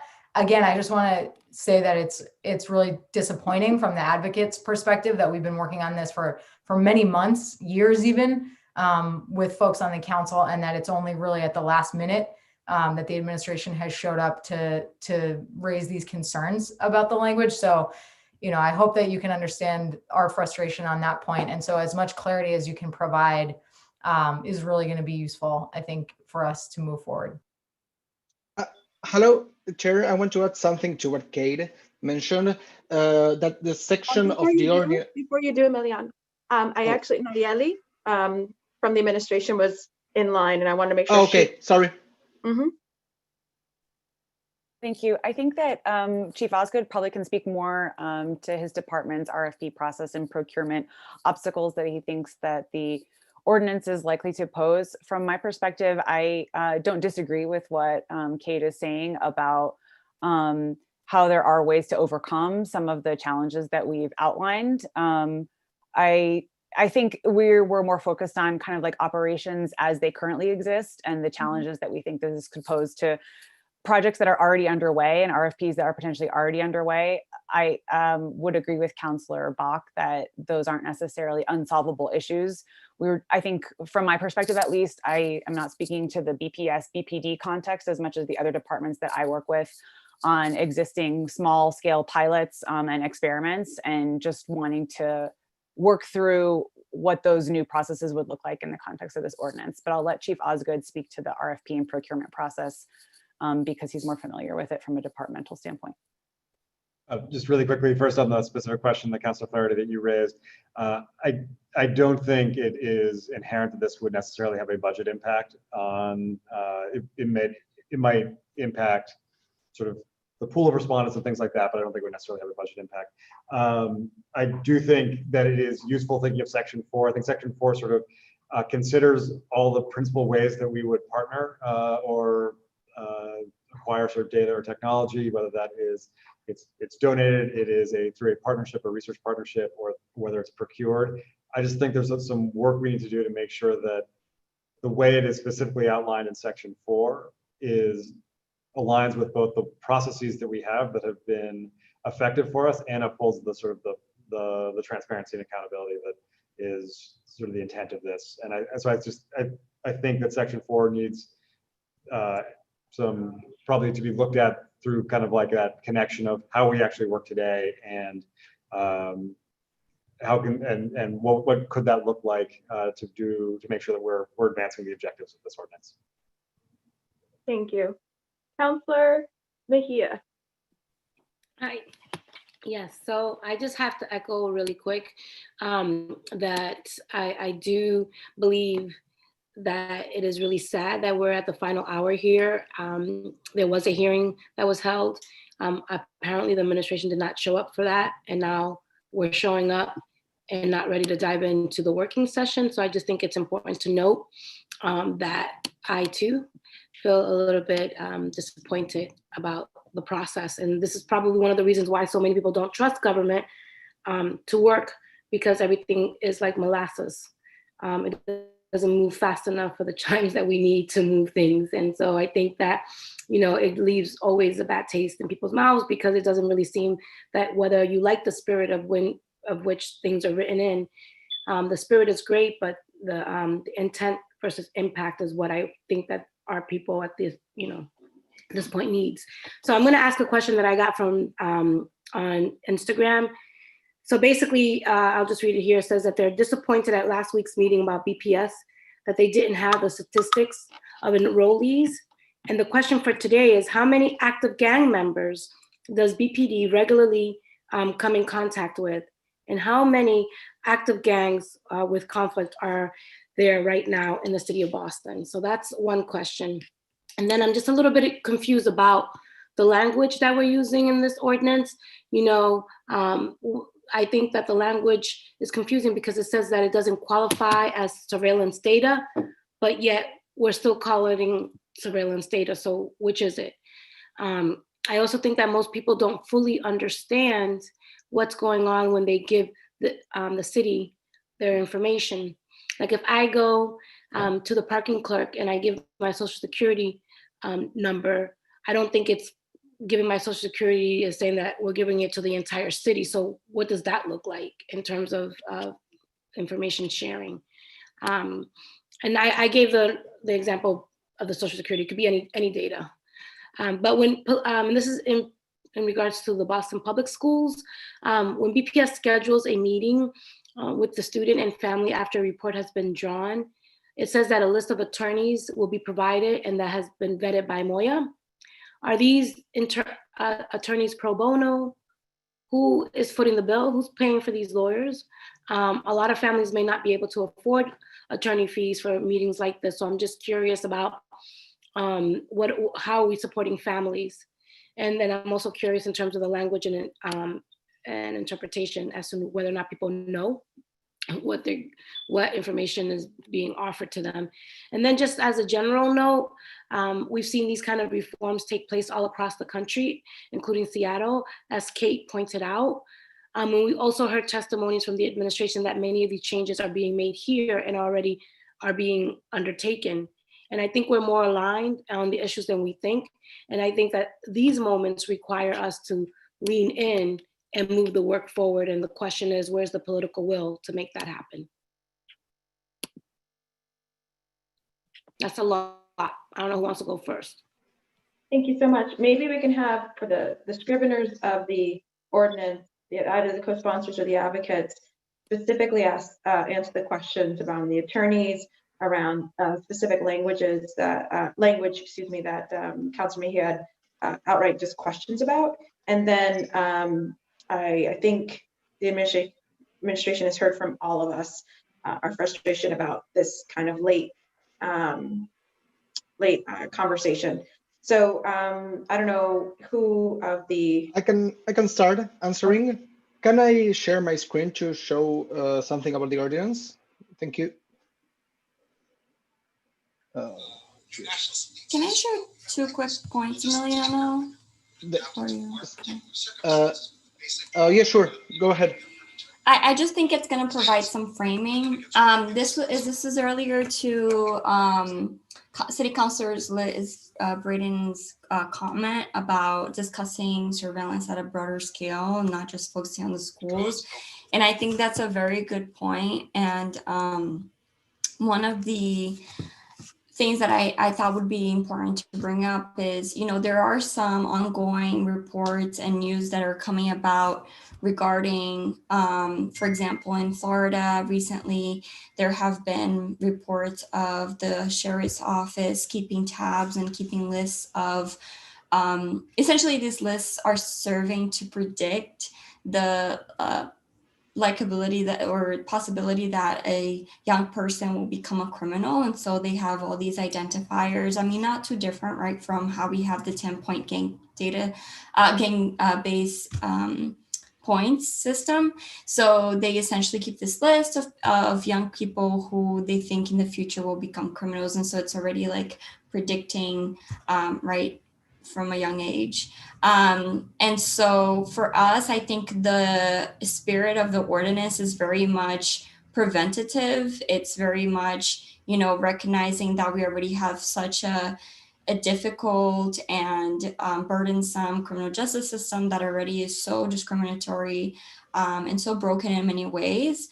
Our hope was to create a ordinance that already starts to deal with some of the root causes, which usually starts with the criminalization of young people who then become older civilians in our everyday society, right?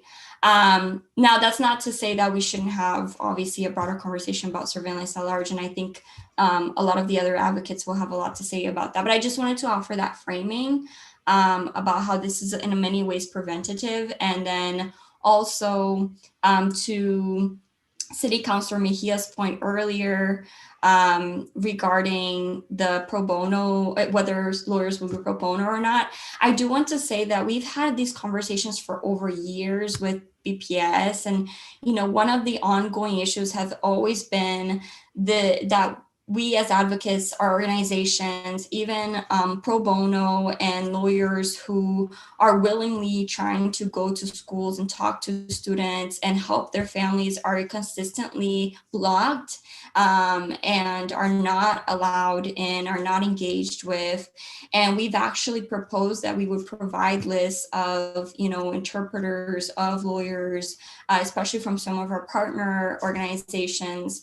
But it's been difficult, and we have sometimes faced resistance to that. So I just wanted to put that out there as well.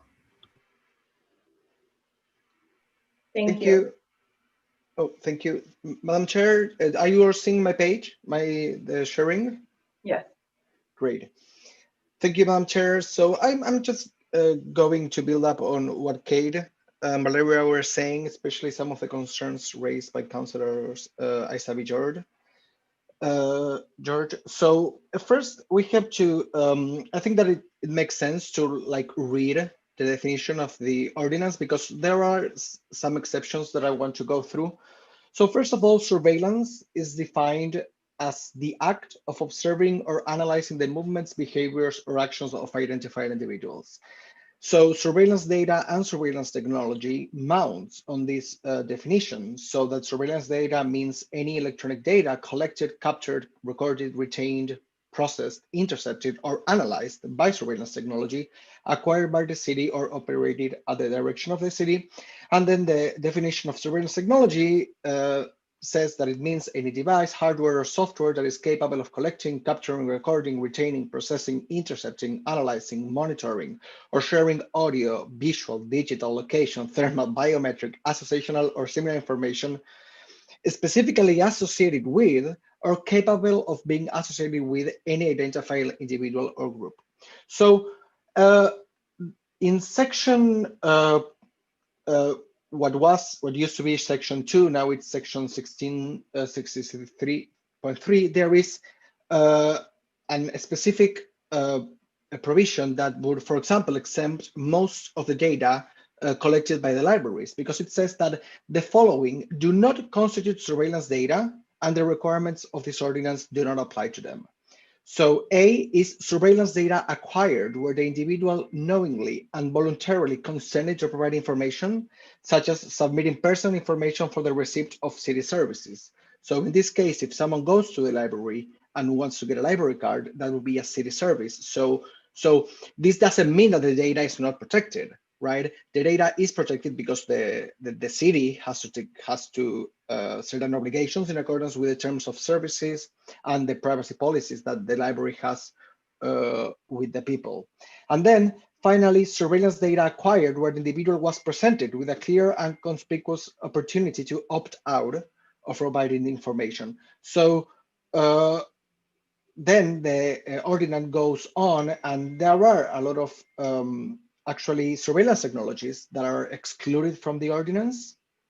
So I really don't kind of like understand some of the concerns of the administration when some of the things that they are saying that will be trumped by this ordinance are either exempted because of how the surveillance data was collected, or because they are exempted just because they are named in the ordinance. And finally, I would also want to mention the following, which is, sorry, it's the section 4, which is about the RFP.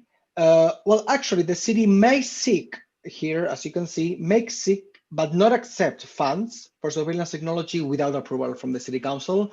So this came up when we were working in Somerville, because the police department there raised the question that they sometimes need to present or seek funds with anticipation in a manner that cannot be coordinated with the city council. So that's why we introduced this. And as Kate was mentioning, this means that it's not that they can or the whole RFP process will be trumped by this ordinance. It's just, but the acquisition, using, or entering into the agreement to acquire, share, or otherwise use.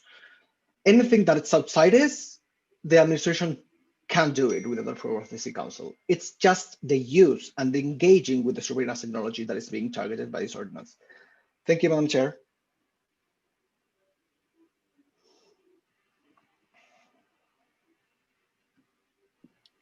Sorry. Thank you very much. So I think we've gone through the counselors, each having their opportunity to ask any questions or to point this. I've indicated where I'd like this conversation to go in the next couple days, if anything. A genuine, attempt and demonstration from the administration. They want something to get done, would really help us to guide the conversation and figure out how we're going to land this. Because if there is genuine looking forward to the conversation and genuinely wanted to do something, then that makes us all inclined to want to come to the table and get a comprehensive piece of legislation done. But if this is not there, then it makes us inclined to think that we're going to have to do this without the administration.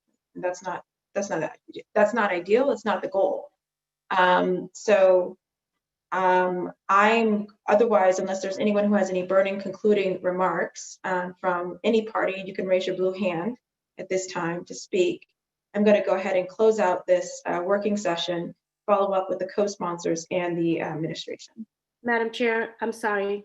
I didn't get, all of my questions were not, I had one more question, and some of my questions were in response to Councilor Breeden and Councilor Sabi George, but there was a very specific question that I asked that did not get addressed. So I just want to flag that, if that's okay, Madam Chair. Oh, specifically about the lawyers, you're right, I apologize. Did the scriveners or about the list of lawyers would be provided to somebody? Are they free lawyers? How are we going to ensure that they're actually competent? Yeah, I can answer. That was not the only, I also was curious about, the question that I had is also about the gang database in terms of how we're tracking and how many people we have. I just am curious if that there's that. And in regards to the lawyers, I know that there was some reference made about the attempt that is made. I don't think that nonprofit organizations should continue to bear the brunt of the financial hardships that exist for people to be able to advocate for themselves. So we just need to figure out like how this is going to look to ensure that those who are already suffering don't have to suffer financially as well. So I just need some clarity on that. Sorry about the— No problem. Is anyone here from the administration can speak to the gang database? I don't think we have anyone from BPD or anyone in stewardship of that. Don't, that's right, Counselor, I'm sorry. Okay. And in terms of the attorneys, Attorney Liz, you were going to say something. Attorney Liz. Just Liz is fine. No, Councilor Mejia, so we are nonprofit, so we don't charge people whom we represent, but we also, at GBLS, my project has me, and then I have half a paralegal and half another lawyer. So, of course, like the number of cases we can take is limited. And although we do think it's really important to connect folks with legal resources, I also think like the attempt of the policy is to, if someone needs a lawyer, like the harm has already happened. So we also try really, to prevent the harm from happening in the first place. But so the lawyers are free, but we are limited in the number of cases that we can take, and kids are not going to be entitled to like appointed counselor or something like that solely because the BPD 11 is written. Thank you. Yeah, so I guess so that I'm more clear, what I'm trying to get at is we should not be burdening already overburdened nonprofit organizations, and with it. So they are already feeling the financial crunch, and you're right, Lawyer McIntyre, that we need to prevent the harm from being done to begin with, right? So in the spirit of what we're trying to do here is to get ahead of the conversation. But if there is harm to be done, then, and I don't know if this is legal, and I know Councilor Edward knows her business here, is that the city should have a sense of responsibility and ownership of absorbing some of these costs. And I think that that's what I was hoping for in terms of, and I know we're in a recession and I should not be trying to get the city to spend any more money, but I just do think that we have a responsibility to also think about how do we support organizations and families, especially when we're the ones who are driving these inequities. So that's where I was trying to come from. Councilor Mejia, that's an excellent question. It actually mirrors what we're doing already. We got CDBG money, we got CARES Act money, and that has helped to fund 2 attorneys at Greater Boston Legal Services when it comes to housing. So it's not unprecedented for us to take or direct funds. So I think the issue for us, not even the issue, but the further research would be what funding stream either applied by the city or applied by advocates or someone to support or bolster this could be provided to help provide that legal framework. That would require some research. Thank you. That is all. I yield the rest of my time. We have more time than you. Madam Chair, may I jump in? Yes. Yeah, so thank you so much. I want to thank my colleagues, thank the administration, thank all of the panelists. And I'll jump in on just the last comments on the nonprofits. I think our nonprofits provide an incredible service through our city, and we're much stronger because of our nonprofit partners. As people know, I spent the vast majority of my career in the nonprofit life, working with many of you, many of the advocates. And it's really important, while we want to make sure our nonprofits are strong, particularly those who are in the advocacy community, it's important that they keep their hands off city money. So we don't want city money going to them because we want them to continue to be strong advocates. It's hard to bite the hand that feeds you. And so at MAC, where I worked at Massachusetts Advocates for Children, we didn't take city money and we didn't take state money because we need to be strong advocates and hold the government accountable. And so I'm grateful for the advocates out here who are doing just that. I think Chief DePina, I appreciate your comments earlier. And as you know, through my work in this nonprofit, I've had the opportunity to sit on many work groups, many task force, to work with you and others in the administration to try to move policy forward. And so I appreciate the work that you've done and the work that has already been done on the BPS policy. I would argue it is not enough and that it can be stronger. And now is not the time to say, well, we've done it, pat ourselves on the back and walk away. Now is the time that we double down and make sure we are righting the wrongs of the history of this nation, from mass incarceration to war on drugs. And when we know the history, and we know that Boston is not exempt from that history. So now is the time to make sure we're doing everything possible to right the wrongs of the history in this country when it comes to policing, when it comes to oversight, when it comes to surveillance. We know the history. We know that our young people in our schools are being criminalized. There's a long history of it. There is data. We can look at suspension data. We can look at all of this. And so my hope is that we're not going to rest with what the school committee has already voted on. We know that that policy isn't enough. We know that from the examples that Attorney McIntyre has already shared, that there are several problems and that the students and the clients that she represents would still be caught up in some court or some sort of drama based on the new proposal that was already passed by the school committee. So it does not go far enough. My hope is that we will in fact make sure that if we say that we believe in the spirit and the intent and the values, that we are going to move forward. There are 9 days left before the legislative cycle of the Boston City Council ends. And 2 of those days are Saturday and Sunday, okay? So there are 7 work days left.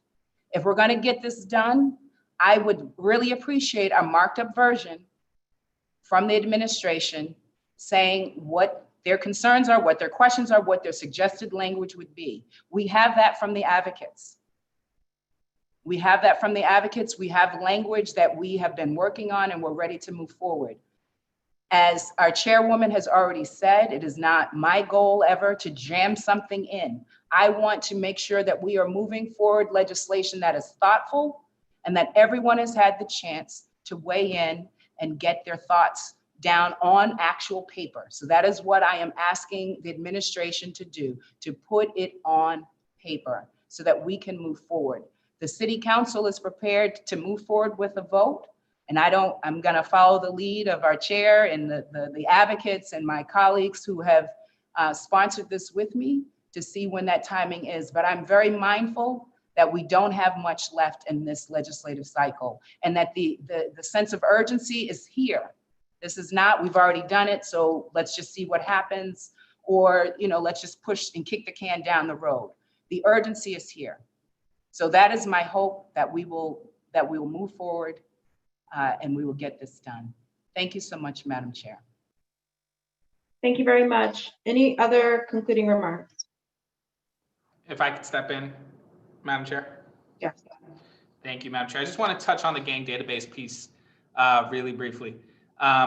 One of the issues with what BPS already passed is that they allow the inclusion of alleged confirmed gang affiliation reports. The problem with this is that unless it's news to me right now, BPS doesn't keep a gang database. And so in order for them to confirm that somebody is in a gang database, it would actually require communication with BPD about an individual who may or may not be on this confirmed gang database, but at that moment, you're actually already sharing student information.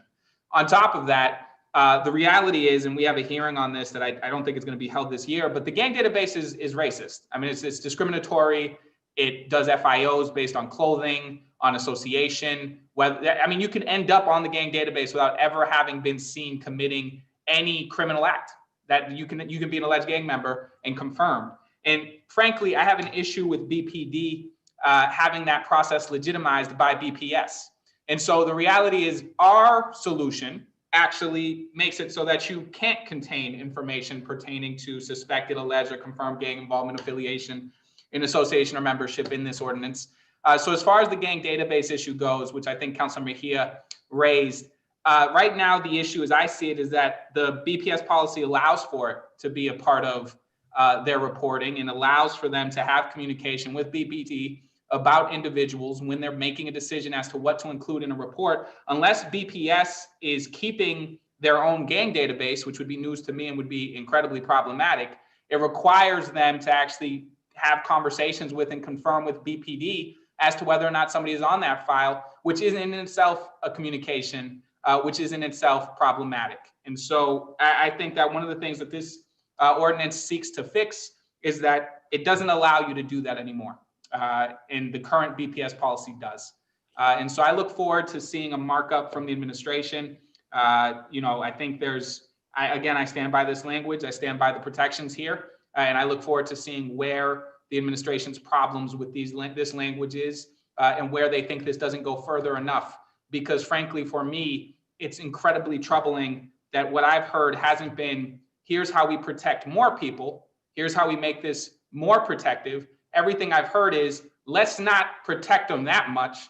Let's lessen the language here. That might create more paperwork for us. We might have to disclose more things. And that for me doesn't cut, it just doesn't cut it, right? Like that's incredibly problematic. I haven't heard a single solution. Not one person from the administration has said a single thing that said, this is how we can actually protect more people. Even in defense of the BPS policy, it's not that this protects more people, it's that this is what we've already done and we would like to not go further. And that's a problem for me. I'm just gonna put that right there, especially considering that you've all missed hearings and those things add up, and then you end up here making these kinds of arguments. And frankly, I'm gotten to a point now, I've only been here for less than a year. I will call the administration out repeatedly when they continue to miss hearings and show up to ordinances and then make that a hearing. It holds us up. We got 7 days to do the work. I look forward to getting this passed. It's got my vote, with or without a single edit from the city. And so that's where we're at. Madam Chair, if I could briefly respond, just real quick. Our policy is very clear that we do not allow any reference to suspected or alleged gang involvement, affiliation, association, or membership. So we already made that prohibition, and that does not happen. It's clearly stated in our policy. And as I mentioned right at the beginning of this conversation, we acknowledge that we did not reach a full consensus with all the parties that we work with above and beyond the group that's here around our policy. That's why we agreed to create a working group to continue to monitor and provide updates. So by no stretch of the imagination are we saying we're done here, but we just want to make sure we continue the conversation and work appropriately. So I just want to clarify that, Councilor Royal's comments are very inaccurate. Our policy does not allow for the sharing of suspected or alleged gang involvement. Chief DePina. So this is exactly what my comments inaccurate. So I'd like to. No. This is what I exactly wanted to avoid. Chief DePina, I don't appreciate the characterization of anyone's comments today being inaccurate. Again, as stated before, this conversation could have happened before, and there could have been a back and forth. So we're not going to have this back and forth over accuracies or not of the co-sponsors of this particular ordinance. Is what is the subject today, and how this or doesn't work or adds to. No, Mr. DePina, I just really, I'm trying to land this plane as an end this working session so we can get to additional things that this councilor is trying to pass in as the limited time that Councilor Janey has mentioned. So at this point, and I apologize, Councilor Roy, to cut you off, but I do want, if there's anybody else, and Councilor Roy, you can have the last word, but I mean, I really want that to be the last word. It'll be very short. 1 second before you go. Anybody else? Going once? Going twice? Councilor Wu, the third co-sponsor would like a chance to make a final statement. I'm sorry, I'm not sure if you can see her. I see her. Okay. I see Councilor Mejia raise her hand. I know Councilor Arroyo would like to speak. Yeah, I'm not speaking. I have a question. Before anyone speaks, I am trying to get a final list. I'm just talking about what we're asking. Like, is this the end of the working session? This is the end of the working session, and I'm trying to get final remarks. Okay. So, Councilor, I don't need anything. I'm good. Thank you. Anybody else has a final remark before Councilor Arroyo finishes this, and then I will promptly end this after he speaks. Madam Chair, I'm sorry, my camera's not working. So if I may, I'll keep it very, very short. Just to say, so much of what I've heard today really reflects the fact that, or the assertion that this work is already being done. And I just wanted to appreciate that and thank everyone for their work, and then continue to push on the need for transparency, right? So even if that work is happening, we need to be sure that it is happening. We need to be taking that work out to the public and then seeking their feedback on that. And so, I think some of the back and forth has been around what is real, what is not. We can't be sure of any of that until we are surfacing it. And so that is the goal of this ordinance, is to just legislatively require and codify the what we hear as the intent of the work that is already happening. And then to clarify some of these areas where even in the back and forth, it feels like generally people are wanting to end up in the same intentionality, but we need to be sure of that, which is the job of the city council in our oversight role and in our legislative role. So I just want to thank everyone. I think we're aiming towards the same place, but emphasize that this is not about us in this room. It is about the public knowing and being sure with us in this room. Thank you, Councilor Arroyo. You have the final word, and I prefer. I'll make it very brief. Thank you. To be clear, what the BPS policy allows is for the inclusion of what they call confirmed gang affiliation. Confirmed gang affiliation would still require communication with BPD to figure out if somebody's on a gang database, unless again, BPS has a gang database. We can parse language as to whether they're suspected or affiliated. Here's the deal.